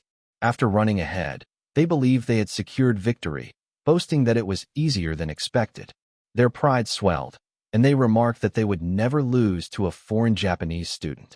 However, just as they celebrated their supposed win, Kyoichiro appeared, asking if they were certain of their victory. Seeing his arrival, despite the destroyed stairs, they demanded to know how he had managed to get there so quickly. Kyoichiro told them that the obstacle they created was nothing compared to what they thought, as it had barely slowed him down. His disciple, though panting heavily, boldly declared that they would not lose to random clowns. The opposing team mocked him, saying he looked half dead already. With no other option, the rival team prepared to fight Kyoichiro's group, readying their magic attacks. But before they could even launch their spells, Kyoichiro told them they were far too slow. With that, he knocked both of them out before they could even finish conjuring their magic. They collapsed, confused about what had just struck them.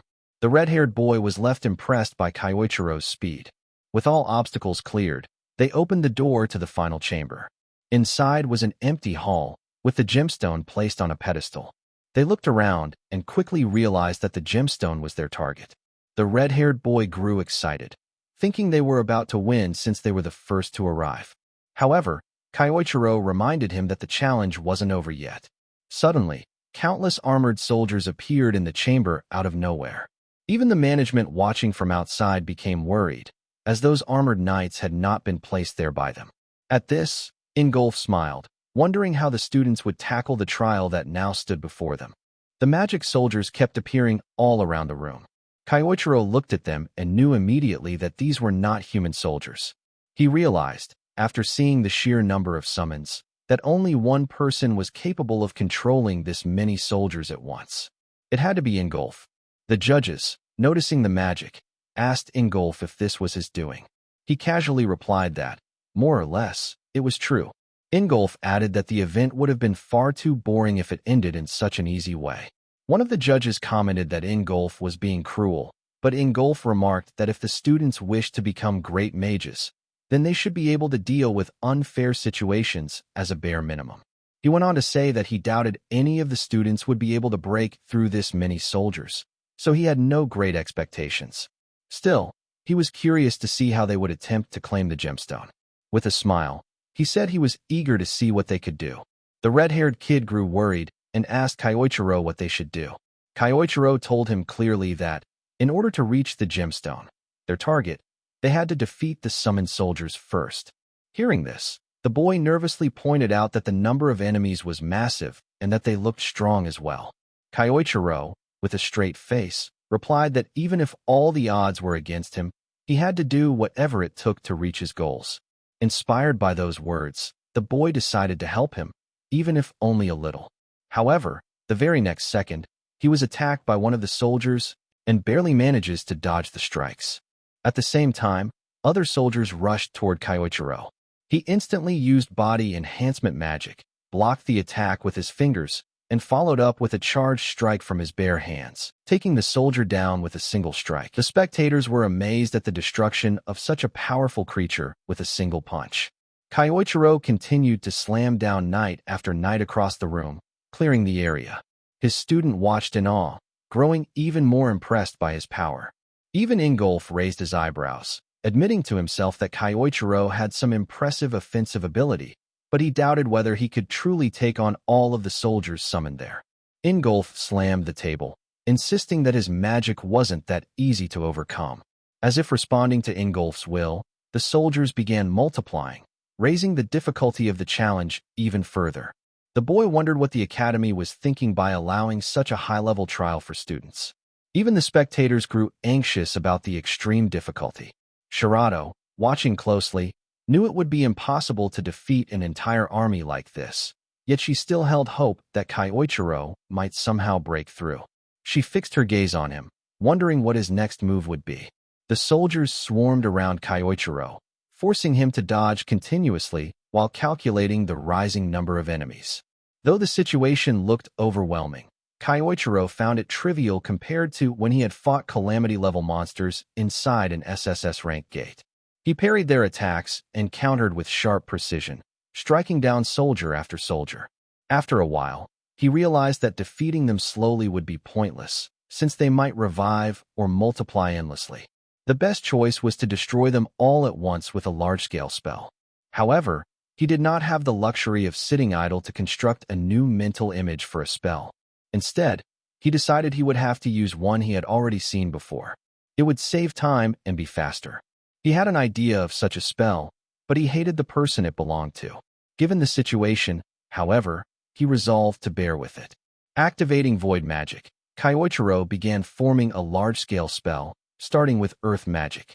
Engulf immediately recognized the spell in question, stood up from his seat, and knew what he was about to witness.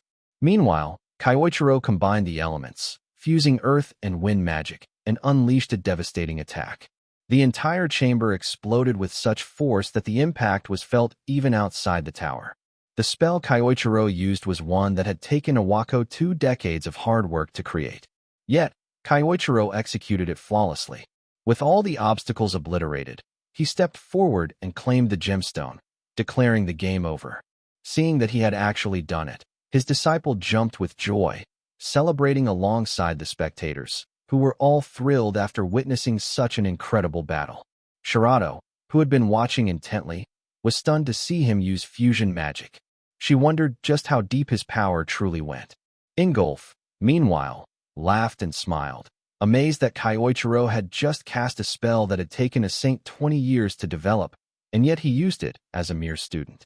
Engulf noted down the name Ase Kayasuk on his personal list, finding him utterly fascinating.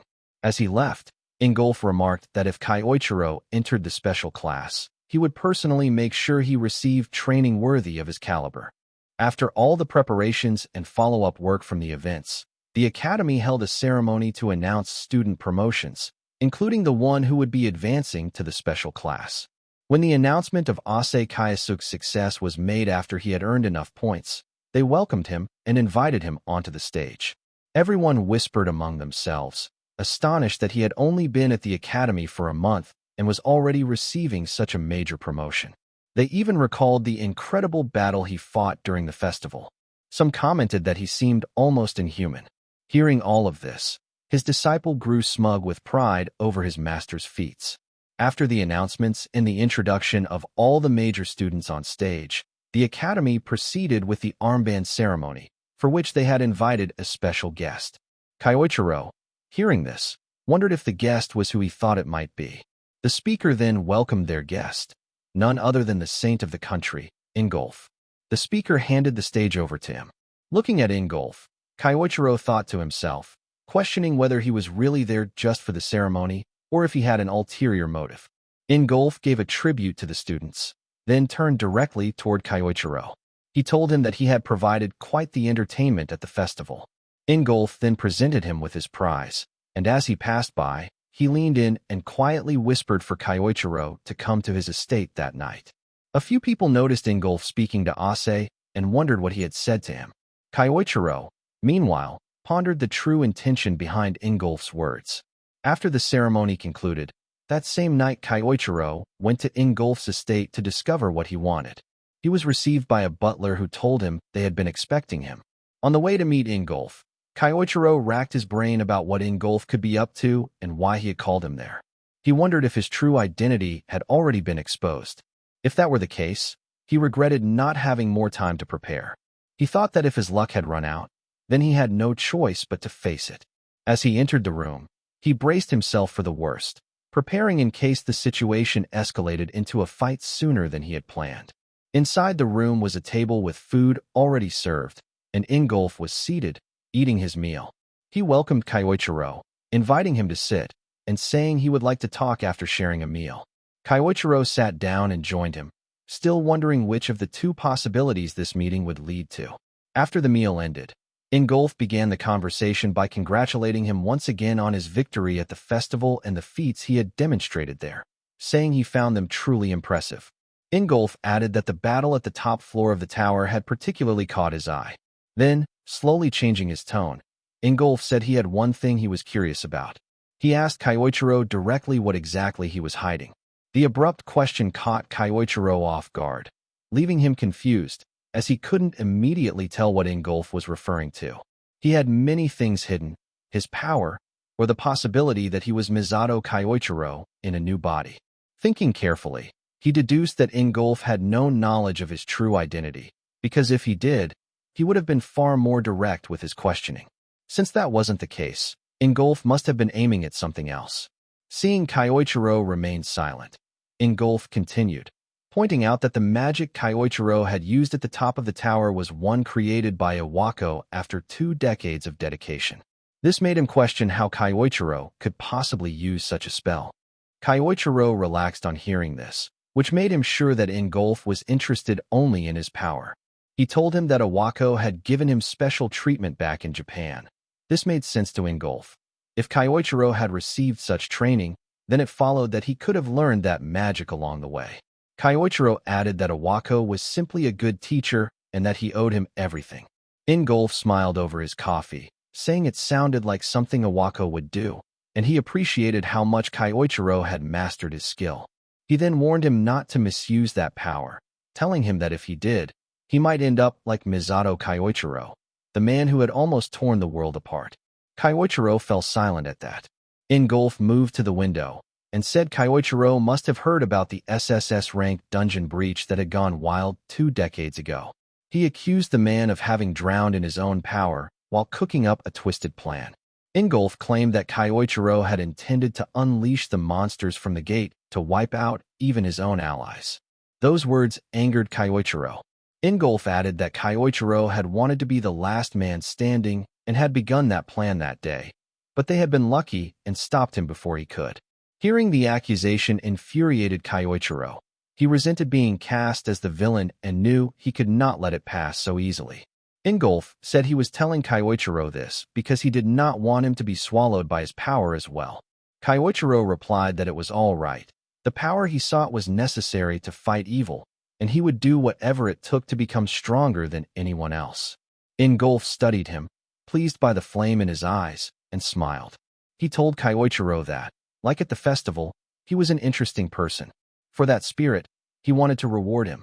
He leaned closer as Kyoichiro asked what the reward was.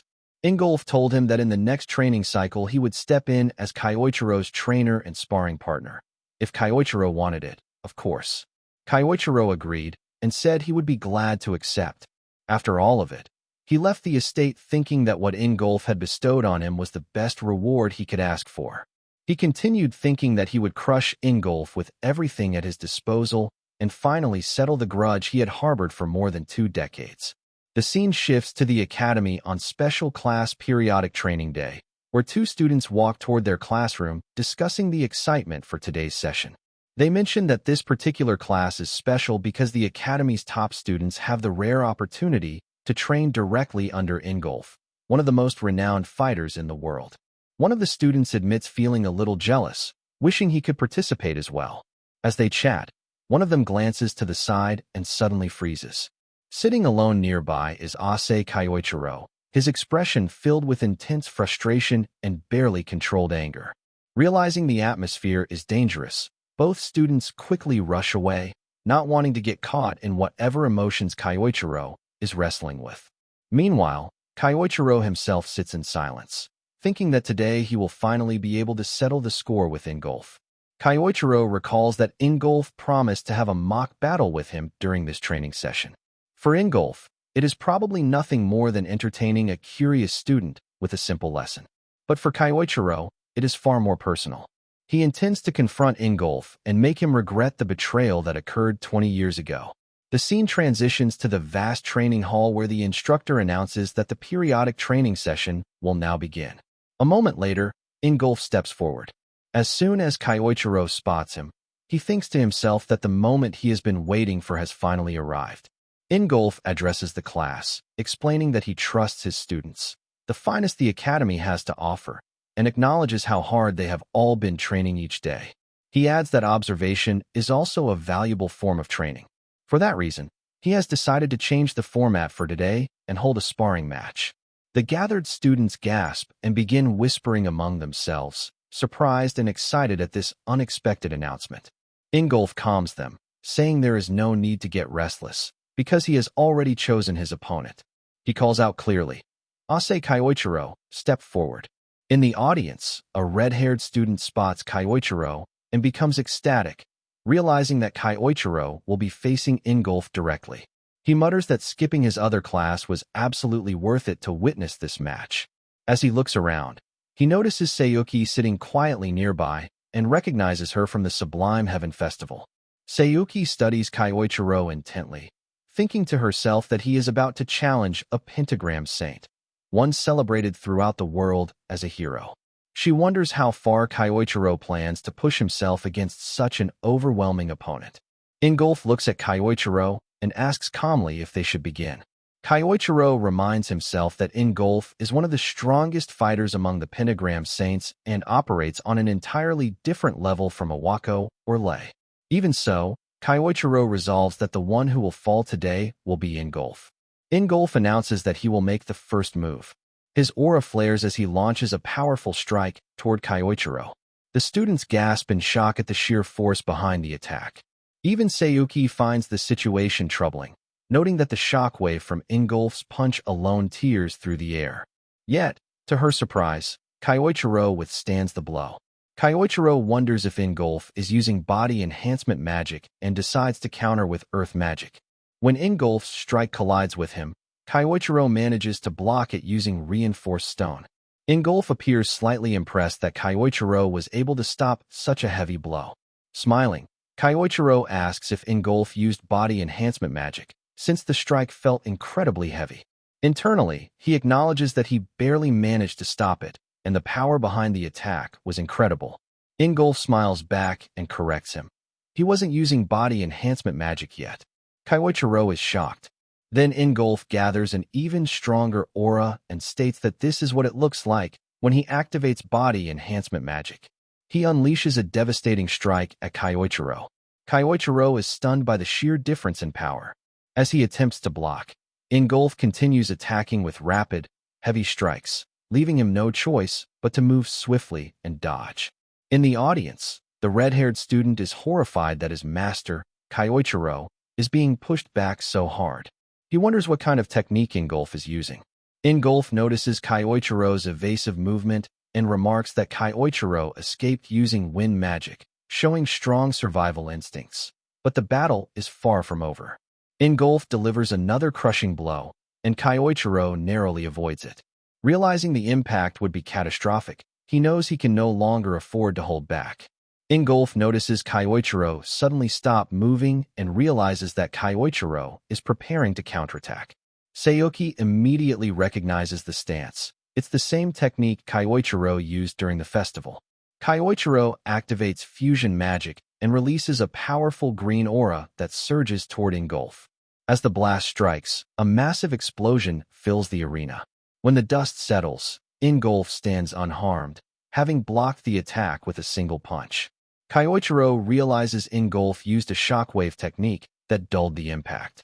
At this moment, he understands that Engulf has become even stronger over the past 20 years. Engulf smiles, acknowledging the intensity of the battle, and admits that he should not have been holding back either. Golden aura erupts around him, flooding the arena with overwhelming energy. Stunned and confused, Kyoichiro wonders what kind of magic Engulf is using now. With complete confidence, surrounded by radiant golden light, Engulf looks at Kyoichiro and says with a calm but powerful voice, "Now then, let's keep this fight going."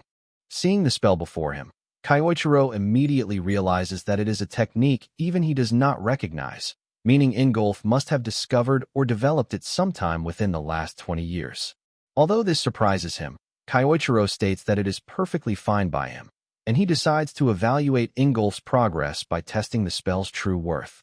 He begins by unleashing his void magic, followed by a powerful strike using earth magic.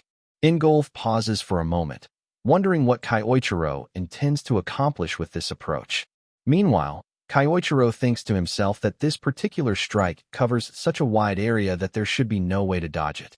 However, Engulf manages to avoid the attack by leaping high into the air. Kyoichiro knows that once Engulf loses his stance mid-air, it will create the perfect opening for Kyoichiro to strike with a fused spell. Preparing himself, he gathers both earth and wind magic, merging them together into a fusion technique and launching it directly toward Engulf while he is still airborne. Seeing this, the red-haired student remarks with excitement that Master Kyoichiro is finally using his fusion magic. Sayuki looks surprised as well, quickly realizing that Engulf is losing balance in the air, making it an ideal opportunity for Kyoichiro to land a decisive blow. Just when everyone thinks the attack will strike Engulf head-on, Engulf suddenly smiles. His aura intensifies dramatically, catching Kyoichiro completely off guard. To everyone's shock, Engulf takes the fusion spell head-on and blocks it with nothing but his hand. The force of the magic disperses, completely nullified.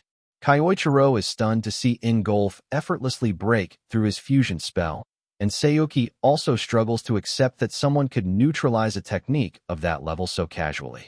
Back in the arena, Engulf calmly tells Kyoichiro that the strike was excellent, but it is simply not strong enough to break through Engulf's mana armor.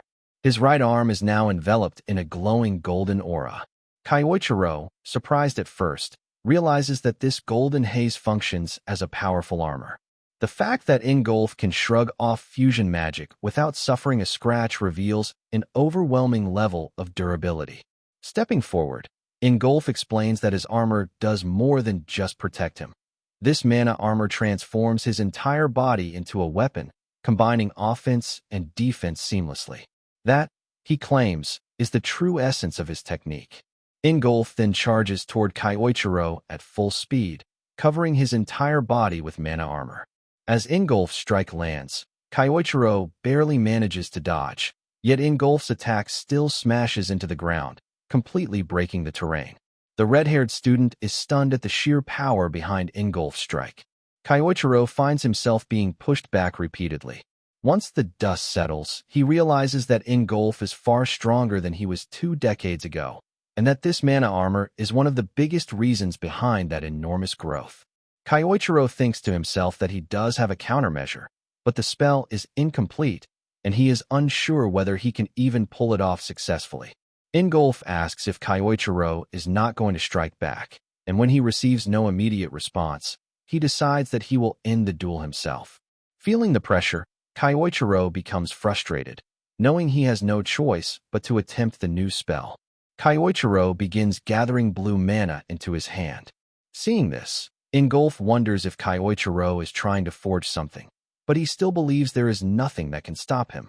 However, as he prepares to advance, Engulf suddenly senses an ominous aura surrounding him. Alarmed, he rushes forward to strike. Kyoichiro, unable to complete the spell in time, cannot block the attack and is pushed back again. He thinks to himself that, as expected, he has still not mastered this new technique. Yet he also knows that if things continue like this, he will inevitably lose.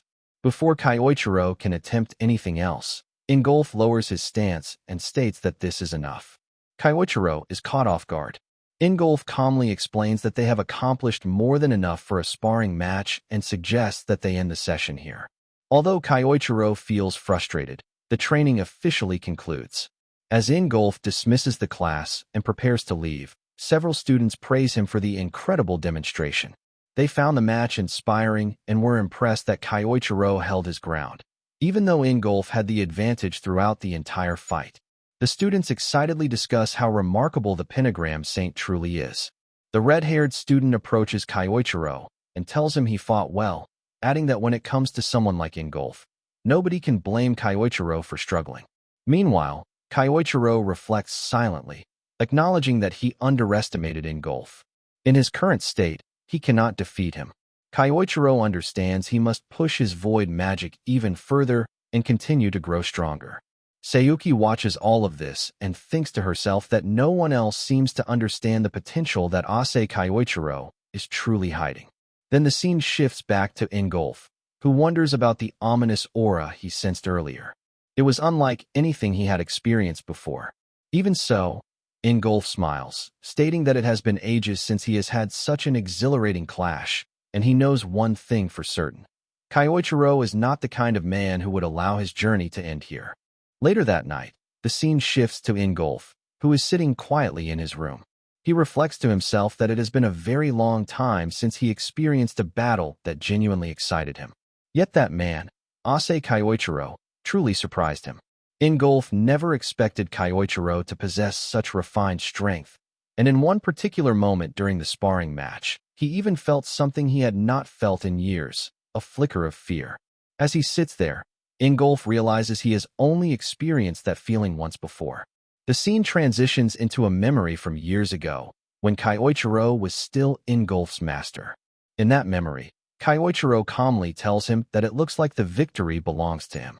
Engulf, still catching his breath, asks what kind of attack Kyoichiro used just now. He cannot believe that his master had been hiding a spell of that level all along. Kyoichiro responds by saying that Engulf almost managed to defeat him, and besides, a teacher must always keep at least one hidden ace up his sleeve until the very end.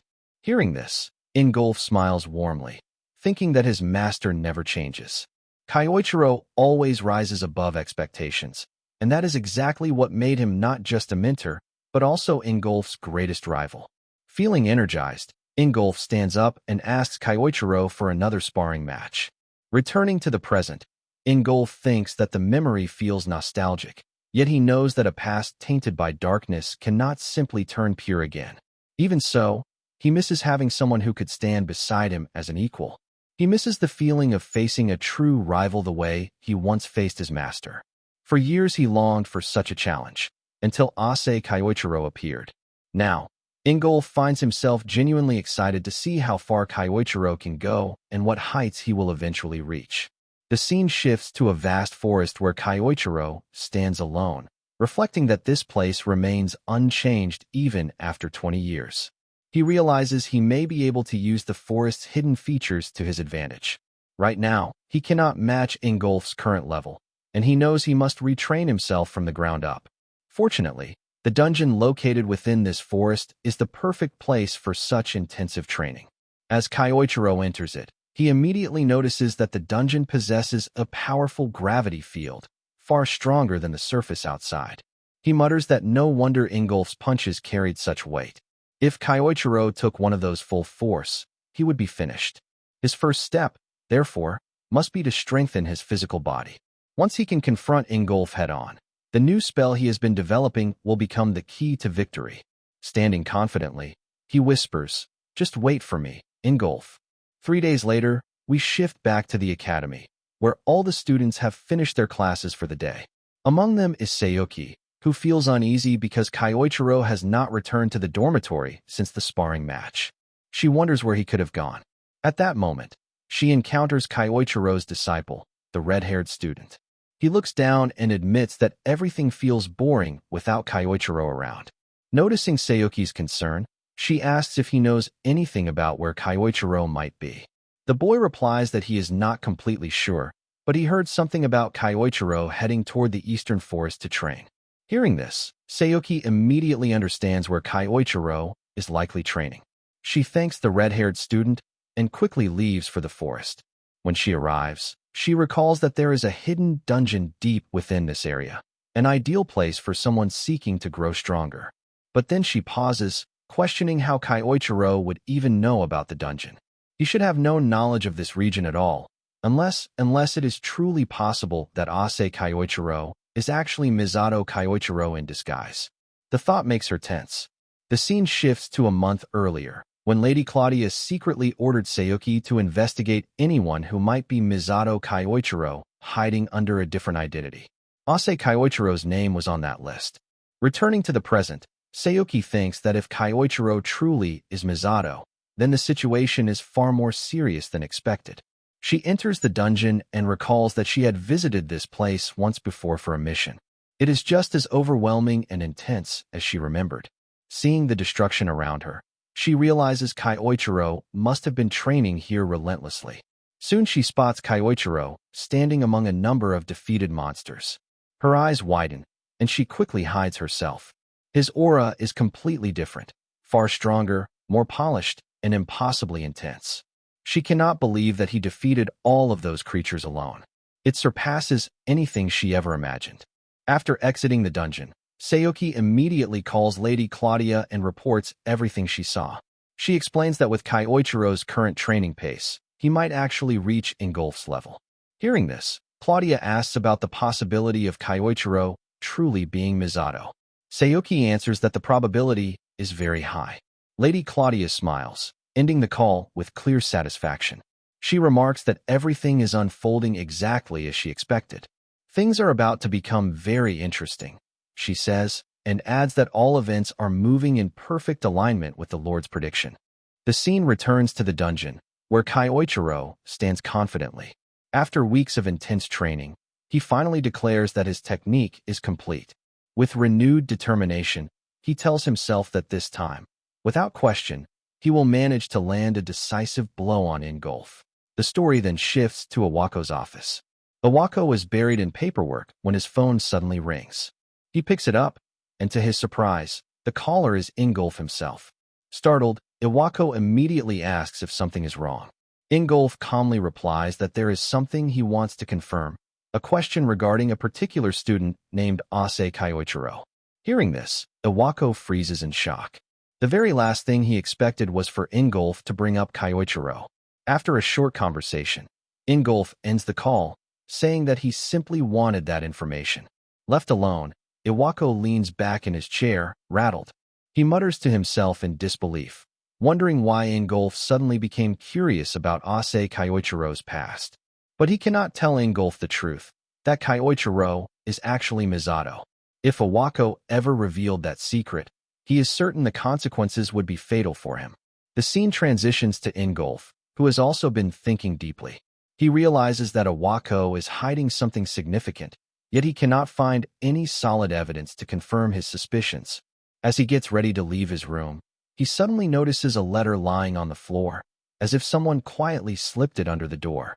Confused, he picks it up, wondering who could have delivered it so mysteriously. When he opens the letter and reads its contents, a surge of anger rises within him. His expression hardens as he mutters that this must be the confirmation he needed all along. The story then shifts into a memory from the past. Engulf apologizes to Misato for what happened earlier that day. Misato simply replies that it is fine. Since Engulf's home was being threatened, of course Misato would lend his support. Yet Engulf asks if Misato is truly certain about his decision. Conquering the dungeon requested by the nation would have brought far more prestige and reward. Misato dismisses the thought, saying that the influential leaders merely want to flaunt their power, and he would rather assist the people who genuinely need help. Hearing this, Engulf smiles, thinking that Misato is truly kind-hearted. The two gaze out at the peaceful village below. Misato comments on how pleasant the place is, and Engulf explains that this area is called Keld's Hill, the best spot around to watch the sunset. Misato nods, saying he can tell how much Engulf cherishes it. Inspired, Engulf admits that he wants to become stronger, not only for his village, but because there are many other places suffering from dungeon outbreaks. Misato responds with enthusiasm, saying that he will team up with Engulf. Standing up, Misato adds that he has decided to train Engulf here during his stay in the country. Overjoyed, Engulf readily agrees. Returning to the present, Engulf stands alone near a window, remembering those days when he and Misato would meet at the hill, pushing each other to new limits whenever they found time. But those memories are tainted, because Misato was the one who later devastated Engulf's hometown. With a conflicted expression, Engulf decides that he will not involve Nathaniel, Claudia, or the other pentagram saints. This is a burden he must shoulder alone. He will be the one to confront Kyoichiro. Back at the academy, Kyoichiro walks down a quiet corridor. He thinks to himself that the next periodic training session is only a week away, and he intends to challenge Engulf again then. This time, he vows, the outcome will be different. Suddenly, the red-haired student rushes over, excited to see Kyoichiro return. Kyoichiro asks what the hurry is, and the student explains that the headmaster instructed him to deliver a letter. Kyoichiro opens the letter and instantly stops in his tracks. Shock hits him so hard that he cannot hide it. The red-haired boy asks what is written inside, but Kyoichiro simply says it is nothing and walks away quickly, frustration clear on his face. The boy is left confused, unable to understand what just happened. Meanwhile, Sayuki quietly observes from a distance, having seen everything. The scene shifts to a serene forest, where Engulf stands waiting. He looks toward the hill and remarks that Kyoichiro really did come. On Keld's Hill, Kyoichiro arrives as well and immediately asks if this location is tied to the reason Engulf summoned him. Engulf confirms it and states plainly that he knows Kyoichiro's true identity, Misato Kyoichiro. Kyoichiro narrows his eyes and asks why Engulf called him here. Taking a step forward, Engulf says the reason should be obvious.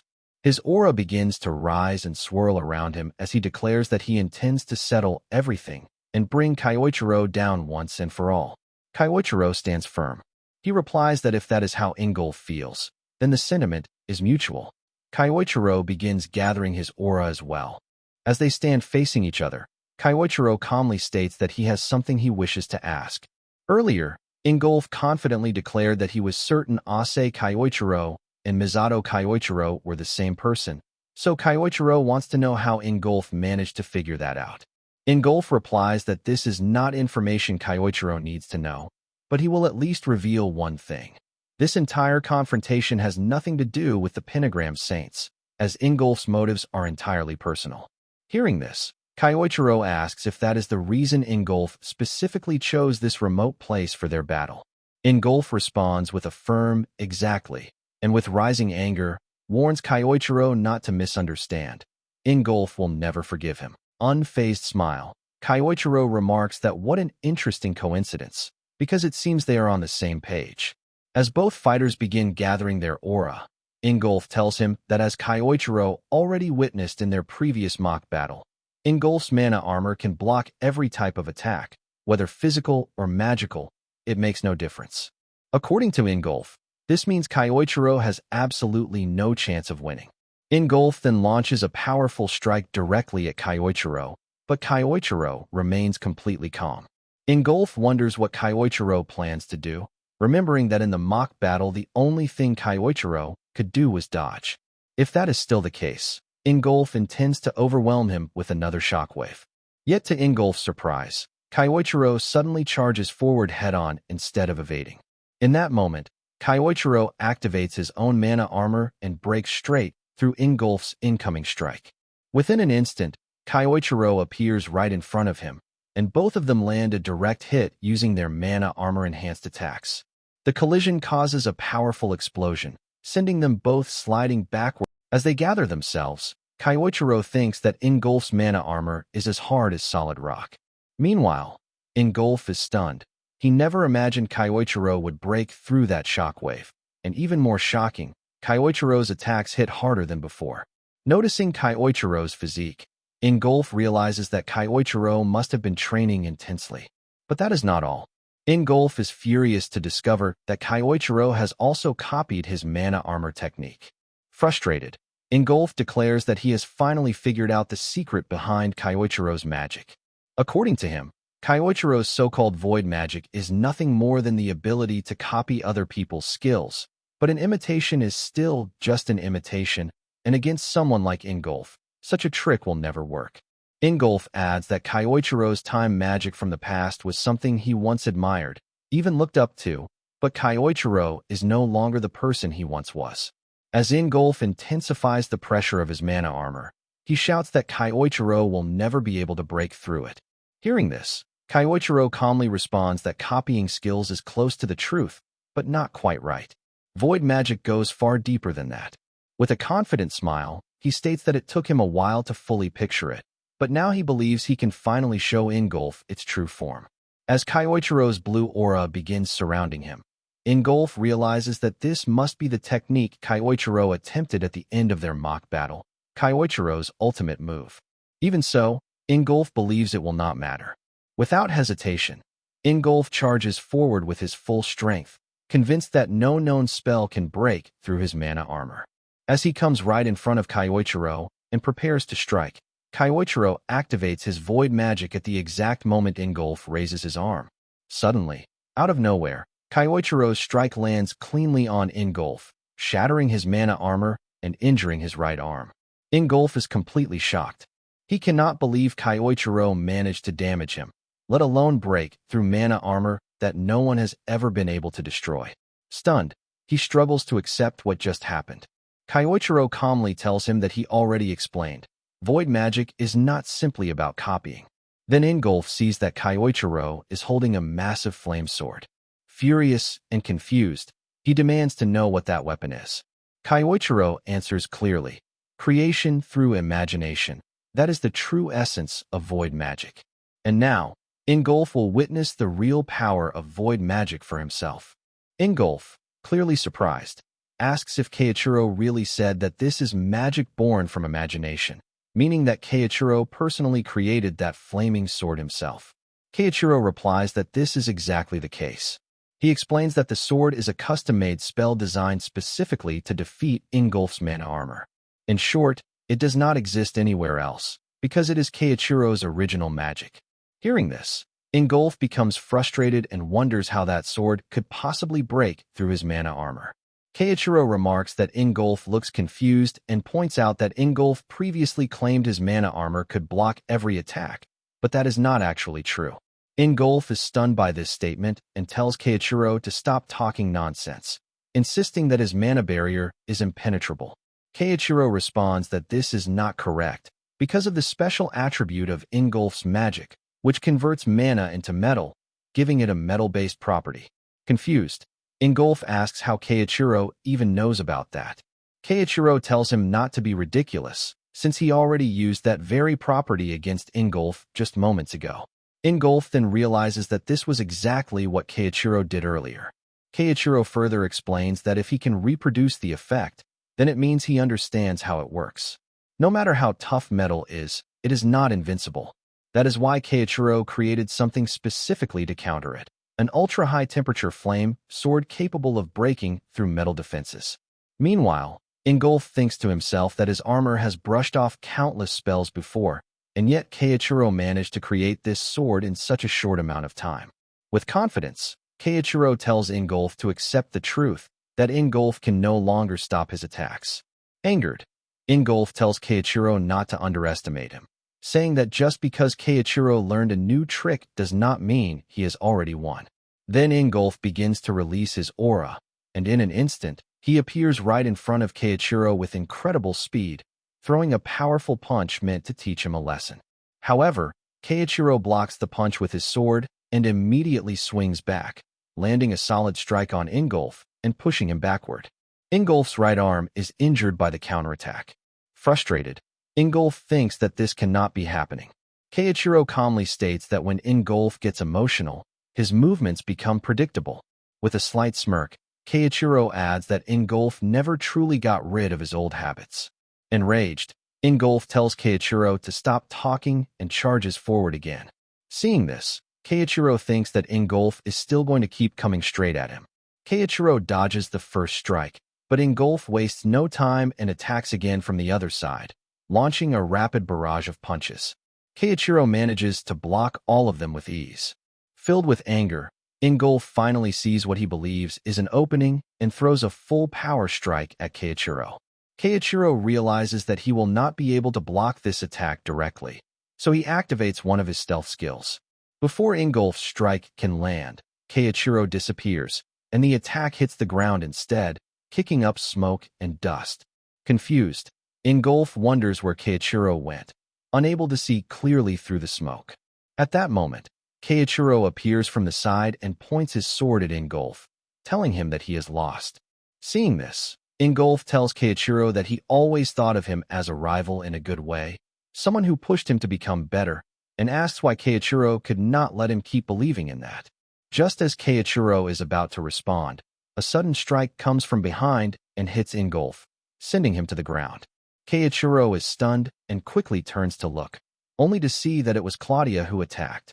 Claudia smirks and says that she will not let Keiichiro wrap things up just yet. Keiichiro becomes angry when he sees her. With a smile, Claudia greets him, saying it has been a long time. Hearing this, Keiichiro realizes that Claudia knows his true identity. Claudia then activates her magic and tells Keiichiro that although she would like to catch up with him, that will have to wait, because the real fun is about to begin. Then Claudia's aura begins to surround Engulf, and he slowly stands up, now ready to face Keiichiro again, but much stronger than before due to Claudia's magic. Keiichiro quickly realizes the dangerous situation he is in. Claudia then tells Keiichiro to resume his duel against Engulf. At that moment, Sayoki arrives and tells Claudia that it is time to leave. Keiichiro is stunned to see Sayoki working under Claudia and shouts, asking why Sayoki is reporting to Claudia. Ignoring his question, Claudia turns away and leaves, telling Keiichiro to fight to his heart's content.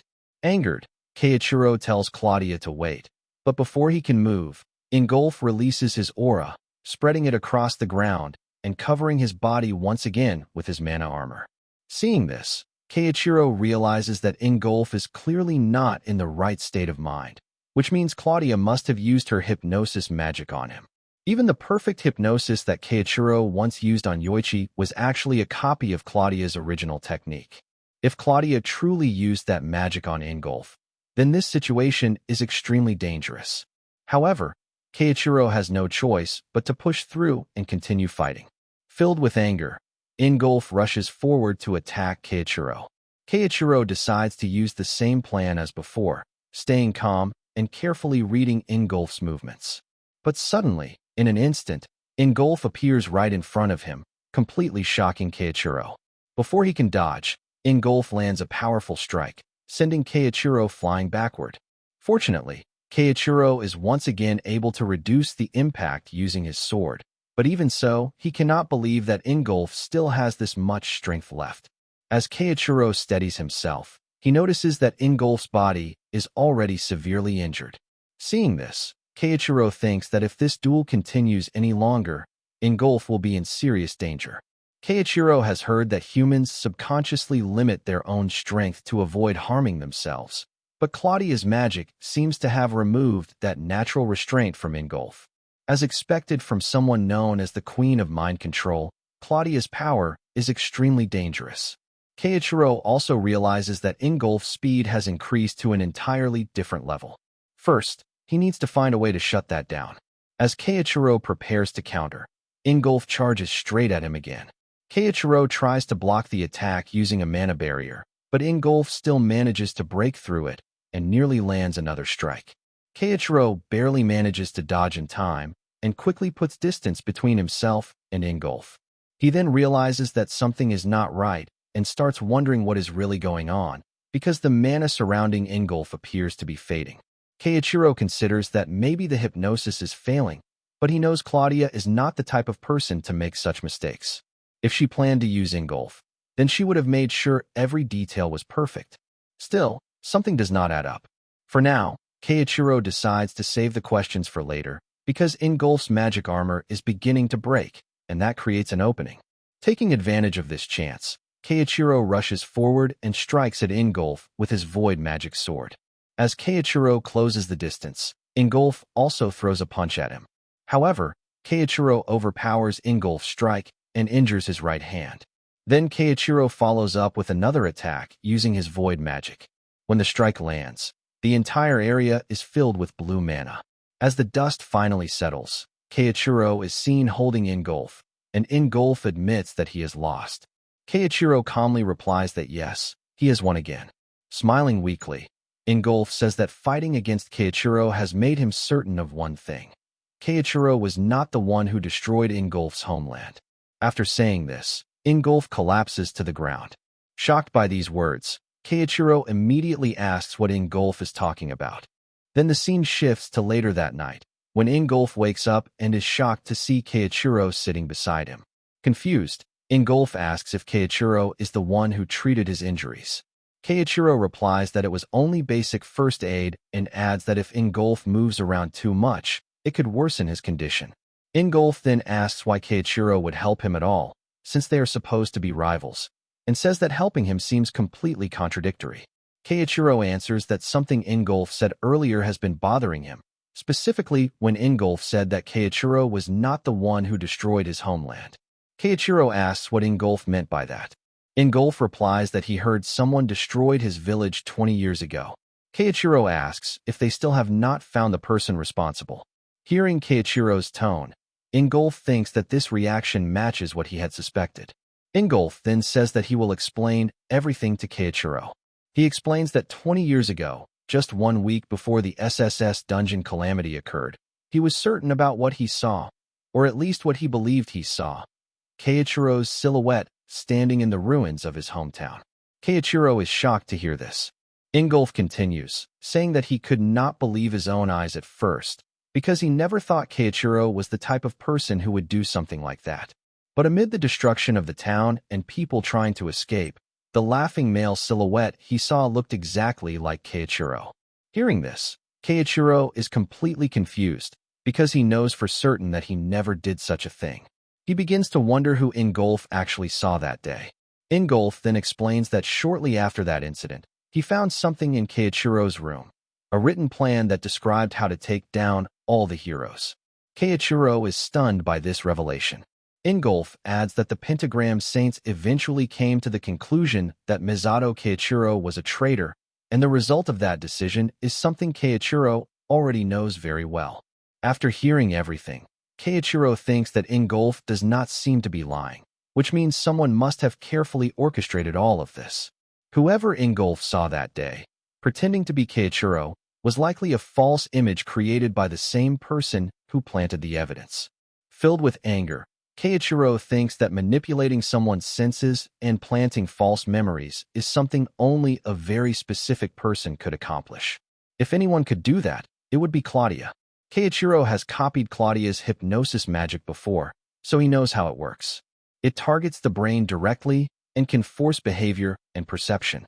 Keiichiro then asks Engulf if it could have been Claudia all along.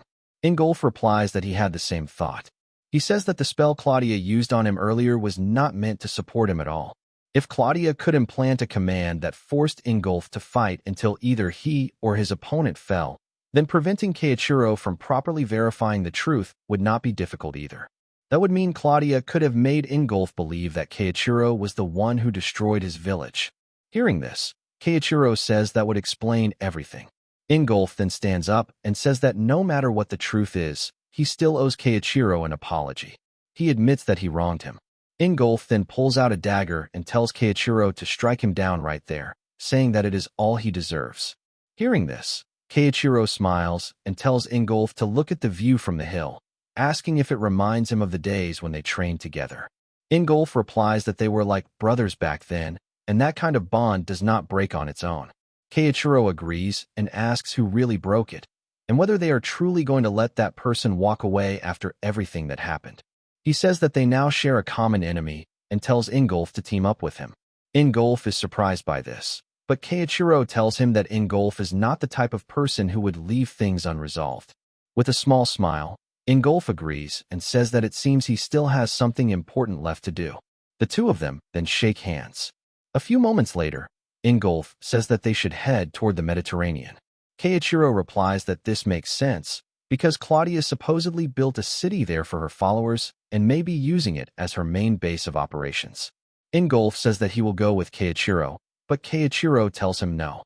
He explains that Claudia placed a spell on both of them that was meant to force them to fight until one of them was gone, so Claudia must believe that one of them is already out of the picture.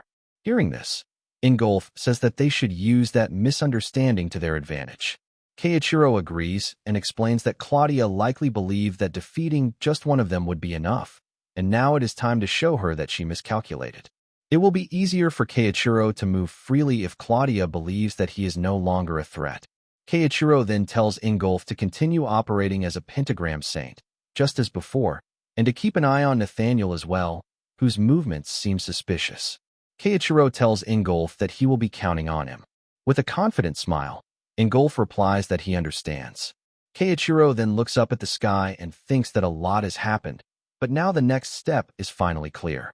He will make Claudia regret manipulating Engulf and framing him for crimes he never committed. Then the scene shifts to the next day, where we see Keiichiro traveling on a boat. Keiichiro thinks to himself that a lot of things have happened in Germany. He then reflects that Matteo was the same right until the very end, and that the whole situation with Engulf was one unbelievable twist. Keiichiro never thought that he would end up on good terms with someone he had assumed had betrayed him. However, Keiichiro knows he cannot sit around being sentimental forever, because now he is headed to the islands in the middle of the Mediterranean, where Claudia has gathered her followers and built her own city. It sounds ridiculous, but apparently that is exactly where Claudia is now. If it is truly a city of believers, then Keiichiro just needs to sneak in as one of them, and that should help him find the key to getting closer to Claudia. In order to do that, Keiichiro decides to use his void spell first. Then, he activates his recognition blocking magic. This spell is still not perfect, but it will keep his presence hidden whenever he wants, making it difficult for others to remember him clearly. At that moment, an old man approaches and sees Keiichiro, then asks if he is also going to Burgoism. Hearing this, Keiichiro assumes that Burgoism must be the name used for Claudia's followers. Keiichiro replies, saying something like, "Yes, that is correct." Then the old man tells him that devotion alone will not get him very far, because the old man himself is hoping to get an audience with Lady Claudia. That is why he brought a hefty sum of money, since only high-ranking believers are allowed to see Lady Claudia. Hearing this, Keiichiro recalls that Claudia does indeed rank her followers. Soon after, the announcer declares that they will be docking shortly. Hearing this, the old man tells Keiichiro that he will see him again soon. However, the old man suddenly becomes shocked to see that there is no one standing in front of him anymore. which leaves him completely confused. From the side, Keiichiro sees this and realizes that the recognition-blocking magic is working. Now, he thinks, it is finally time to settle the debt from 20 years ago, and also the one from Germany. A few moments later, Keiichiro disembarks and is shocked to see how massive the tower is. Then one person nearby remarks that this is Burgo Tower, and that supposedly there is an entire city of Lady Claudia's believers inside. The people around him are stunned by the sight. Meanwhile, Keiichiro thinks to himself that 20 years ago, Claudia only had a tiny monastery here, and now she has built something like this. If the tower is this large, then the number of followers inside must be unbelievable. It is perfect for slipping in unnoticed, even though the security looks tight. Still, it does not really matter to Keiichiro, because as long as he has his void magic, he believes he can manage. Then the scene shifts to the inspection area, where a guard checks Keiichiro. Shortly after, another guard informs him that he has been accepted as a first-rank Burgoist and hands him his credentials. Inside the tower, each rank determines which floors a person may enter. As a first rank, only the first layer is accessible. To rise in rank, Keiichiro must pass the trials set by the Burgo faith. If he reaches the highest rank, the 7th rank, he will be granted an audience with Lady Claudia. As Keiichiro enters the tower, he feels relieved that his fake identity worked. Because of the recognition-blocking spell, the guards will not remember him clearly afterward. Keiichiro finally enters the city of believers, and as he looks around, he thinks that, for a moment, it is hard to believe that he is actually inside a tower. As he moves forward, he sees someone arguing with the guards. It is the same old man he met on the boat, and the guards are stopping him because he is not allowed to enter the 2nd layer, which is reserved for higher ranks only. Angered, the old man shouts that he does not care, ignores the guards, and rushes toward the 2nd layer anyway. But then a lightning-type spell activates, and he falls to the ground. Seeing this, Keiichiro realizes that brute force will not get him through this place. Since Claudia must be at the top, that means he has no choice but to climb the ranks first and clear whatever trials they throw at him.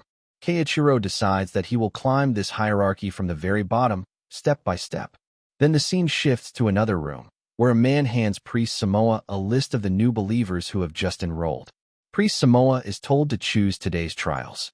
Hearing this, Priest Samoa, with a serious expression on his face, states that he will personally be the one to test these new believers again. The scene shifts to Keiichiro sitting on a bench. Keiichiro thinks that sneaking into the tower went smoothly, and that the next step is clearing whatever trials they throw at new believers so he can climb the ranks. At that moment, a bird flies down to Keiichiro carrying a letter. As Keiichiro opens the letter, it instructs him to proceed to the northern manor on the 1st floor. Seeing this, Keiichiro smiles and thinks that it is time for the grand unveiling of this trial. Whatever it is, Keiichiro is confident that he will overcome it. Then the scene shifts to where all the new believers have gathered, and Priest Samoa introduces himself, explaining that he is tasked with overseeing the first-rank disciples. Priest Samoa then asks why everyone came to this tower in the first place. He starts by asking a young girl. The girl replies that she wants to meet Lady Claudia and reach the top floor, because her village has recently been struck by an unknown illness, and even her grandmother is not doing well. That is why she is hoping that Lady Claudia might lend her power and help her village. Hearing this, Keiichiro thinks that this girl came all this way alone for the sake of her family and her village, which is truly admirable. However, some of the other new believers begin laughing and making fun of her outfit. Priest Samoa immediately asks if something is funny, and whether the two of them do not wish to seek an audience with Lady Claudia themselves. Nervously, the two believers reply that they do, and they apologize right away. Priest Samoa then explains that climbing this tower is no simple feat. He asks, 1 year and 90%. Does anyone know what these numbers mean? Then he explains that 1 year is the average time it takes for a first-rank believer to reach 2nd rank, and 90% is the percentage of people who are filtered out before they even leave the 1st floor. Many people come here chasing hope, but most end up discouraged and unable to continue. Still, Priest Samoa says that aiming high is a fine attitude, and he claims to support the ambitions of the new believers.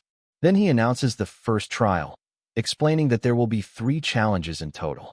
The first is to go to the dungeon northeast of the island and defeat 500 monsters. Everyone is shocked when they hear this.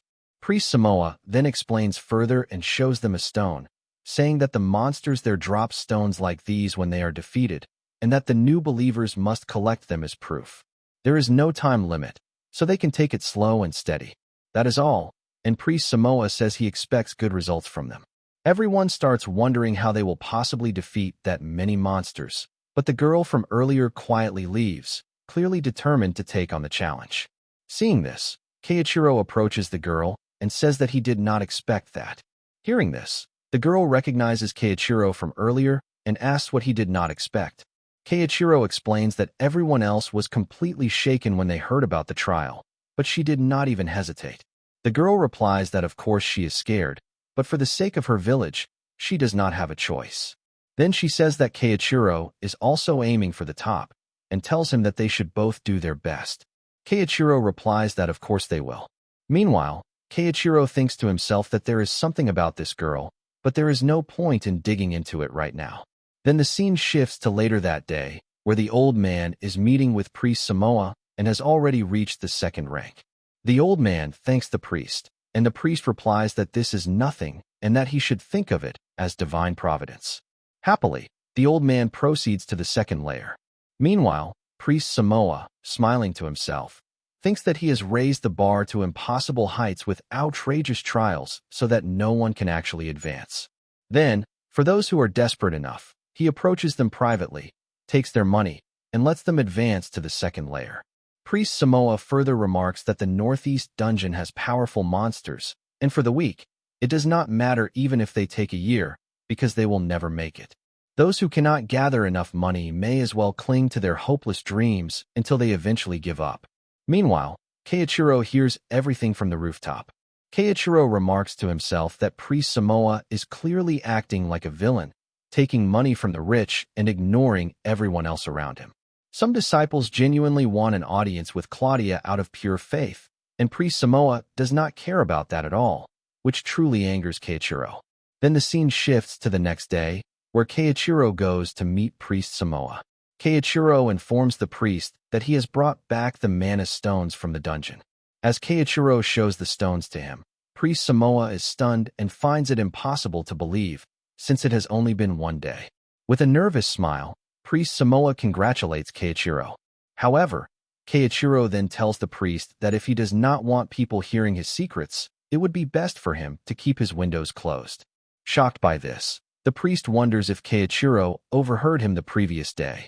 Filled with anger, Priest Samoa declares that this is his domain and that he will not let some upstart run wild here, and he promises that he will make sure to teach Keiichiro a lesson inside this tower. Priest Samoa narrows his eyes in frustration. Why would Keiichiro appear before him just to deliver that message? In his mind, it feels less like a report and more like a warning. Furious, Samoa smirks coldly. If Keiichiro thinks he can intimidate him, then he will respond in kind. He decides to arrange a special second trial, one that will solve his problem once and for all. The scene shifts to the disciples' dormitory. Keiichiro prepares himself calmly, reflecting on the situation. The priest has not made any moves inside the tower yet, which means he is not reckless enough to act openly. Just then, a bird flies in through the window and drops a letter in front of him. It contains details of the second trial. After reading it, Keiichiro immediately understands Priest Samoa's plan. Under the guise of another trial requirement, the priest intends to eliminate him. If Keiichiro dies during the mission, it would simply appear as a failed attempt to pass the tower's conditions. 2 goals achieved with 1 move. According to the letter, the trial requires him to defeat the boss monster of the Southern Island dungeon. Keiichiro knows it is a trap. Even so, he decides to face it directly. Upon entering the Southern Island dungeon, he is instantly struck by the intense heat. Keiichiro realizes that Priest Samoa likely expects the dungeon boss to finish him off. And if the priest has prepared a backup plan, then Keiichiro will prepare one as well. He quietly casts a spell in advance as a precaution. Suddenly, a pack of fire monsters charges toward him, roaring with fury. Keiichiro quickly assesses the situation. These are upper-tier fire beasts that roam in groups, confirming that this dungeon is high-level and extremely dangerous. However, Keiichiro activates his void magic. With a single powerful strike, he eliminates several monsters at once. Feeling his strength and magical control improving, Keiichiro smiles slightly. His training for the upcoming battle against Engulf is finally paying off. Determined to end this quickly, he pushes deeper into the dungeon. Unbeknownst to him, or so it seems, a cloaked figure is following from the shadows. The scene shifts to Priest Samoa's office. A subordinate questions whether Samoa is certain about targeting Keiichiro. After all, he completed the first trial in a single day. What if he defeats the dungeon boss as well? Samoa dismisses the concern. Has any first-tier disciple ever defeated that boss monster? Still, just to be safe, he has already arranged for an assassin to enter the dungeon. This time, Keiichiro will not survive. Back in the dungeon, the cloaked assassin watches in shock as Keiichiro defeats the boss monster almost instantly. Samoa had warned him that Keiichiro was strong, but this level of power was beyond expectation. The assassin assumes Keiichiro has not detected his presence. No matter how powerful someone is, a perfect ambush should still work. He moves in for the attack. But before he can strike, he suddenly collapses to the ground. His legs are trapped in a spell circle that Keiichiro had cast earlier as insurance. The assassin is stunned. How did Keiichiro know he was there? Keiichiro calmly reveals that he used a void-class tracking spell to monitor his surroundings. Preparing a backup plan was the right decision. Without hesitation, he defeats the assassin. With a faint smirk, he notes that the priest's plan has failed once again. The scene then returns to Priest Samoa's office. Keiichiro walks in and presents the crystal as proof that he defeated the dungeon boss. Samoa is visibly shocked. He can hardly believe it.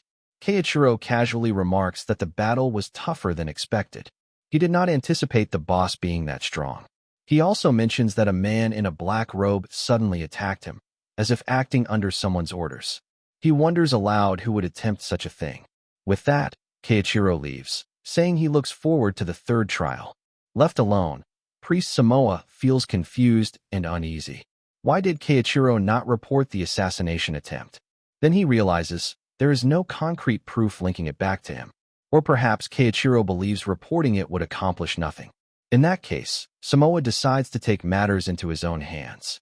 Even if Keiichiro is stronger than expected, he now possesses a powerful ring given to him by Lady Claudia.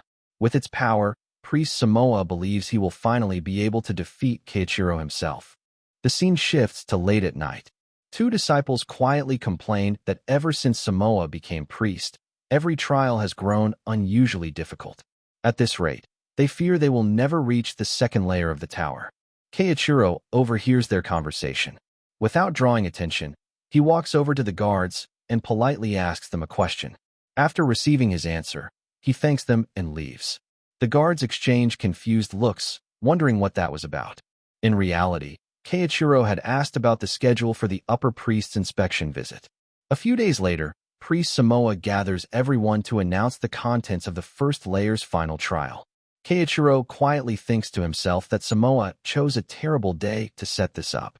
Or perhaps it proves Samoa's faith is not lacking at all, just misplaced. At that moment, Keiichiro secretly uses his void magic. He spreads the details of the final trial to all disciples at once. Even the visiting high priest, who has come for inspection, receives the same message and finds it intriguing. Keiichiro smiles faintly. Everything is finally in place. It is time for those who abuse their authority to face the consequences. The scene shifts to the arena. Keiichiro stands face to face with Priest Samoa.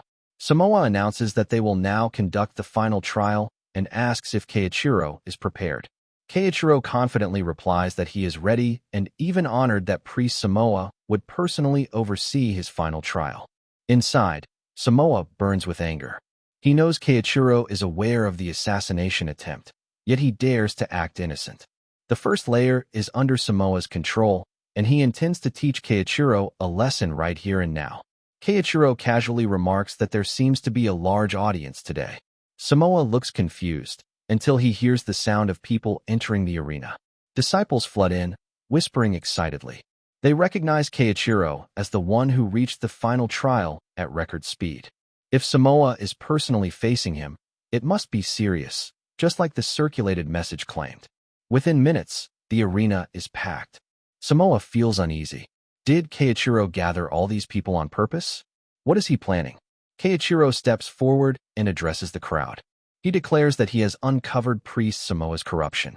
According to him, Samoa imposed impossible trials on certain disciples while allowing others to pass in exchange for money. When Keiichiro discovered the truth, an assassin was sent after him to silence him. The audience gasps in shock. Samoa quickly denies everything, calling it a complete lie, but a trace of panic crosses his face. If Keiichiro truly has evidence, this could ruin him. Before Keiichiro can continue, Samoa releases his aura and declares the trial has begun. Instantly, he summons dozens of beasts into the arena. The creatures charge toward Keiichiro. The audience is stunned. Beast summoning magic is a high-level spell that consumes immense mana to manifest monsters. With forced confidence, Samoa announces that if Keiichiro survives this duel, he will officially advance to the second layer. However, Samoa has no intention of letting that happen. As the beasts close in, Keiichiro activates his void magic. In a single sweeping motion, he eliminates all of them. The arena falls silent. Samoa stares in disbelief. Keiichiro smiles politely and apologizes, saying that no one mentioned he was forbidden from defeating Priest Samoa himself. The crowd erupts in cheers. With one strike, he destroyed every summoned monster. Some begin whispering about his true identity. Even a young disciple watching from the stands is amazed by the sheer power of his magic. In the arena, Samoa grits his teeth. Keiichiro must not become overconfident. He will not allow someone like this to disrupt his control. Desperate, Samoa reaches for the ring Lady Claudia gave him. As long as he has the ring's power, he believes victory is certain. Keiichiro notices the ring and narrows his eyes. Samoa activates it, but nothing happens. Stunned, Samoa wonders why it is not working. The ring was meant to amplify his abilities. At that moment, the high priest steps into the arena. He calmly announces that the ring does not respond to those with ill intentions. Hearing this, he begins to suspect that Keiichiro's accusations may not be entirely false. Keiichiro smiles slightly and remarks that the high priest truly came. Samoa freezes when he recognizes him. Fifth layer priest Agito Norman. Agito looks at Samoa and says thoughtfully, "A priest unable to use that ring? That suggests there is more to this story. Why don't you explain everything to me?" Seeing the situation unfold, Keiichiro reflects silently. He never expected someone as high-ranking as Priest Agito to personally conduct the inspection. However, this development works even better for his plan. Priest Agito steps forward and explains that when he first arrived at the first layer, he received a rather unusual message. It stated, "I am exposing the corruption of the first layer priest, Samoa. If you wish to confirm the truth, come to the arena." Samoa is visibly shaken upon hearing this. Agito calmly declares that arrogant priests who abuse their authority will be punished. Inside, Samoa realizes that Keiichiro had remained silent all this time only to reveal everything at the perfect moment. Still, there is no solid evidence presented yet. If he stays composed and denies everything, perhaps he can escape this situation. With that thought, Samoa bows his head and claims that the accusations must be a misunderstanding. He swears that he has never committed any corruption.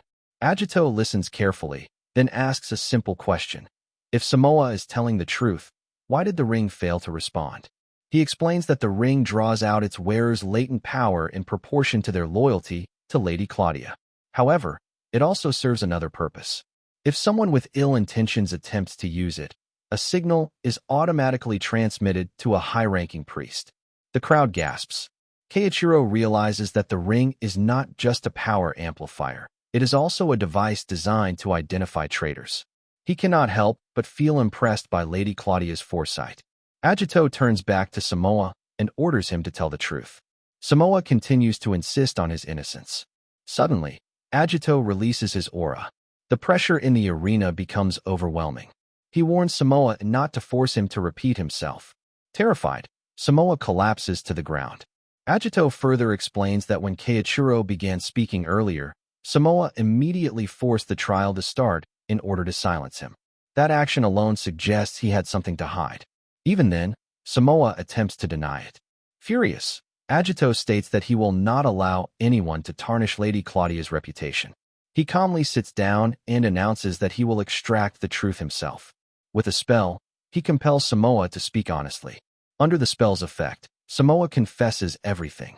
He admits to imposing unreasonable trials on first-layer believers and accepting money in exchange for passing them. The entire audience is stunned by the confession. Agito calls the guards and orders them to escort Samoa away.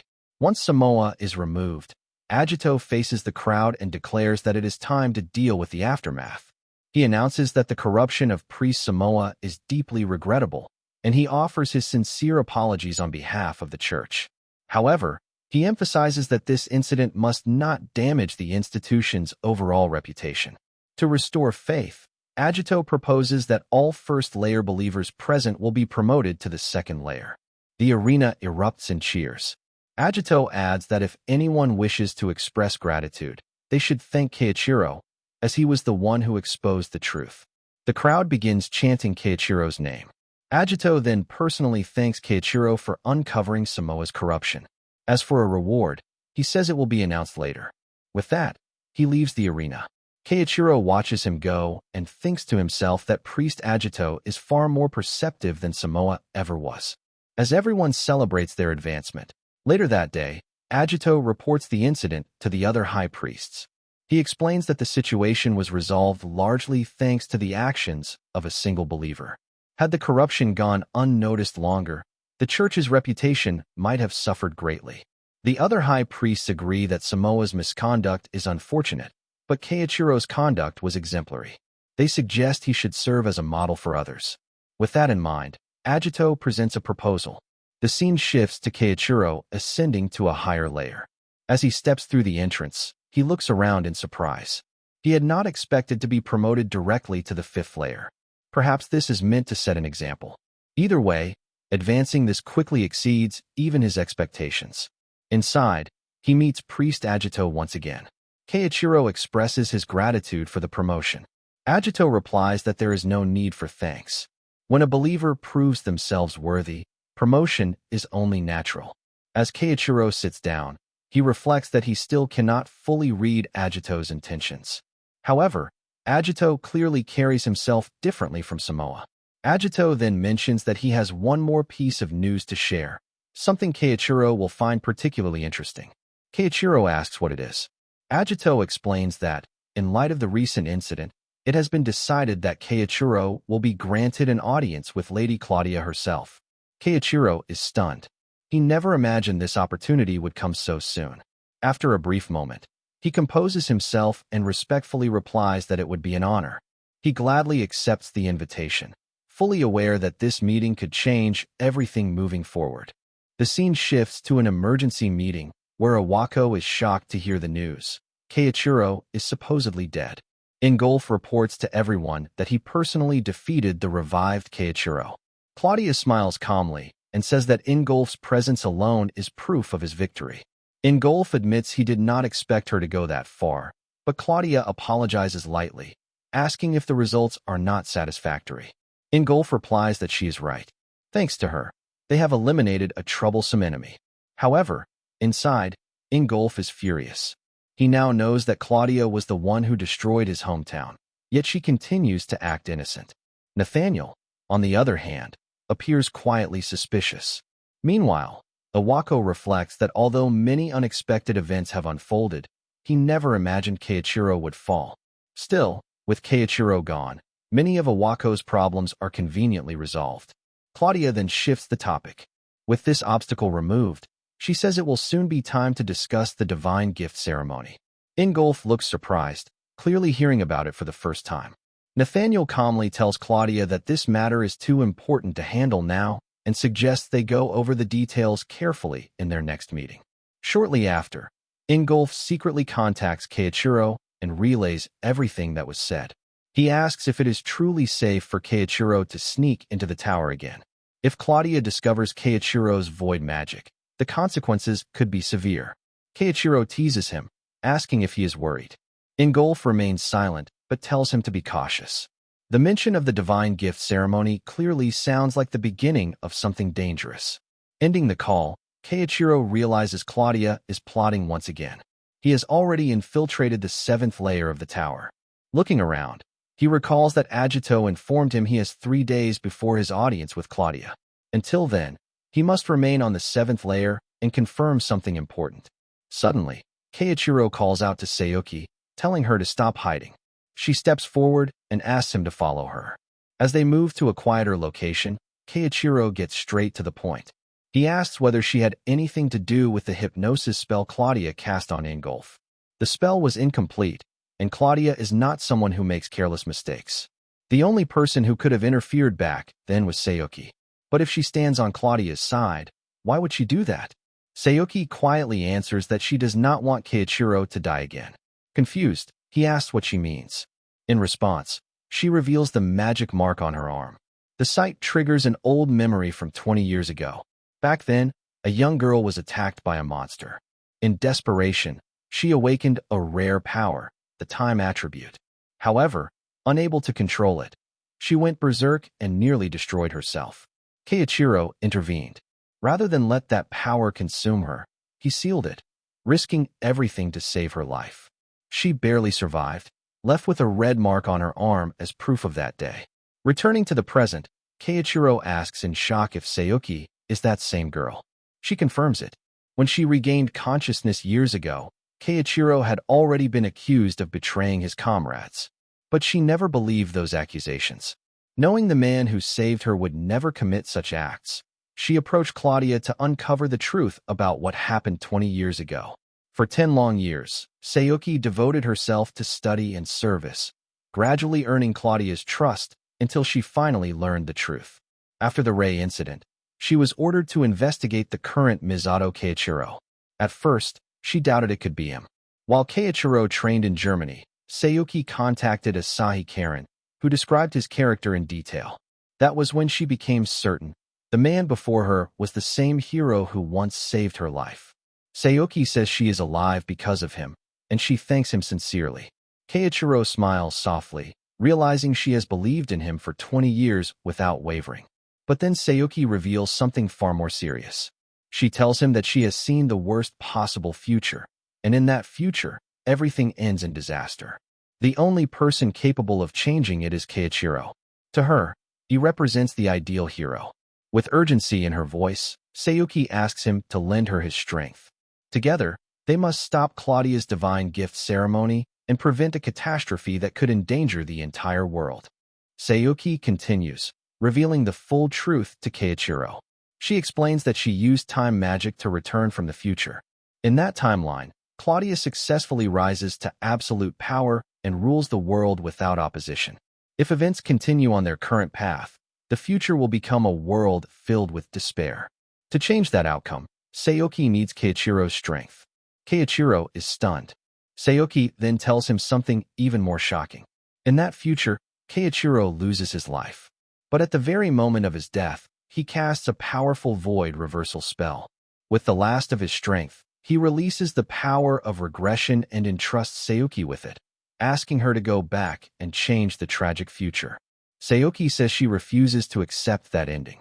No matter what, she will not allow that world to exist. Keiichiro quickly connects the pieces. He concludes that the root cause of everything must be the divine bestowal ceremony Claudia is preparing. He asks Sayuki what exactly happens in that future. She explains that Claudia uses monsters to summon the Calamity Beast. Countless lives are lost in the chaos that follows.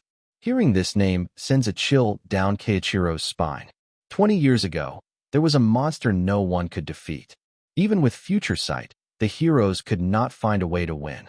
In the end, the only option was to seal the entire dungeon. That monster was the Calamity Beast. Sayuki explains that once Claudia controls the Calamity Beast, she rewrites the very structure of the world. Anyone who opposes her is eliminated. Only her loyal followers remain, and she reshapes the world into one that serves her will in every way. Keiichiro finally understands Claudia's ambition. However, he points out that Claudia is publicly recognized as a hero. To carry out such a plan, she would have to abandon that image completely. Sayuki replies without hesitation, Claudia would do exactly that. At that moment, a masked woman enters. Keiichiro recognizes her from the earlier trial. Sayuki introduces her as Aisha, someone she has known for a long time. Aisha handles intelligence both inside and outside the tower. She greets Keiichiro calmly. Keiichiro asks Aisha if she once claimed she wanted to save her hometown and family. Aisha reveals that it was a lie. Claudia had already destroyed her hometown. The tower itself now stands where her village once was. Filled with anger and pain, Aisha declares that she will never forgive Claudia. Sayuki adds that if Claudia is left unchecked, another tragedy will happen. That is something they cannot allow. With tears in her eyes, Aisha says Claudia does not truly care about people. She asks Keiichiro to lend them his strength and help stop her. Keiichiro sighs deeply. He says he finally understands their situation. Claudia's scheme must be stopped. More than that, he agrees with Aisha's words. He cannot forgive Claudia either. Still, there is one crucial question. If they eliminate Claudia, will the divine gift ceremony stop? Sayuki shakes her head. Unfortunately, it is not that simple. Claudia plans to summon the Calamity Beast using the power gathered from her elite believers. Once that power is released, the summoning will proceed, whether through the ceremony itself or even through Claudia's death. Keiichiro nods. If it were that easy, his future self would have already succeeded. So he asks the next question, how can they stop it? Sayuki explains there is one possible way. Claudia's power is being amplified by a special device. If they destroy that device, they can prevent the ceremony from activating. Out of 4 failed timelines, this is the only solid lead Sayuki has managed to obtain. The device is located at the very top of the Grand Cathedral, protected by an extremely powerful barrier that even she cannot break through. However, they do have one advantage. Keiichiro is already on the 7th layer, and his audience with Claudia has been arranged. Keiichiro quickly forms a plan. If he confronts Claudia during the audience and keeps her occupied, Sayuki and Aisha may have a chance to destroy the device while her power is vulnerable. But he knows it will not be easy. The audience chamber will be guarded by priests and knights. They must slip past them and suppress Claudia's abilities at the same time. Then Sayuki shares one final, critical detail. Her regression ability is reaching its limit. Each time she rewinds, the distance she can travel back grows shorter. This time, she barely managed to return to a point just before reuniting with Keiichiro. That means this is likely their final chance. Keiichiro understands the weight of those words. If they fail now, the world will fall under Claudia's control. But even so, his resolve does not waver. 20 years ago, he faced her once. Now, he will face her again. No matter the cost, Keiichiro will stop Claudia. He will not allow her to shape the world her way, not a second time.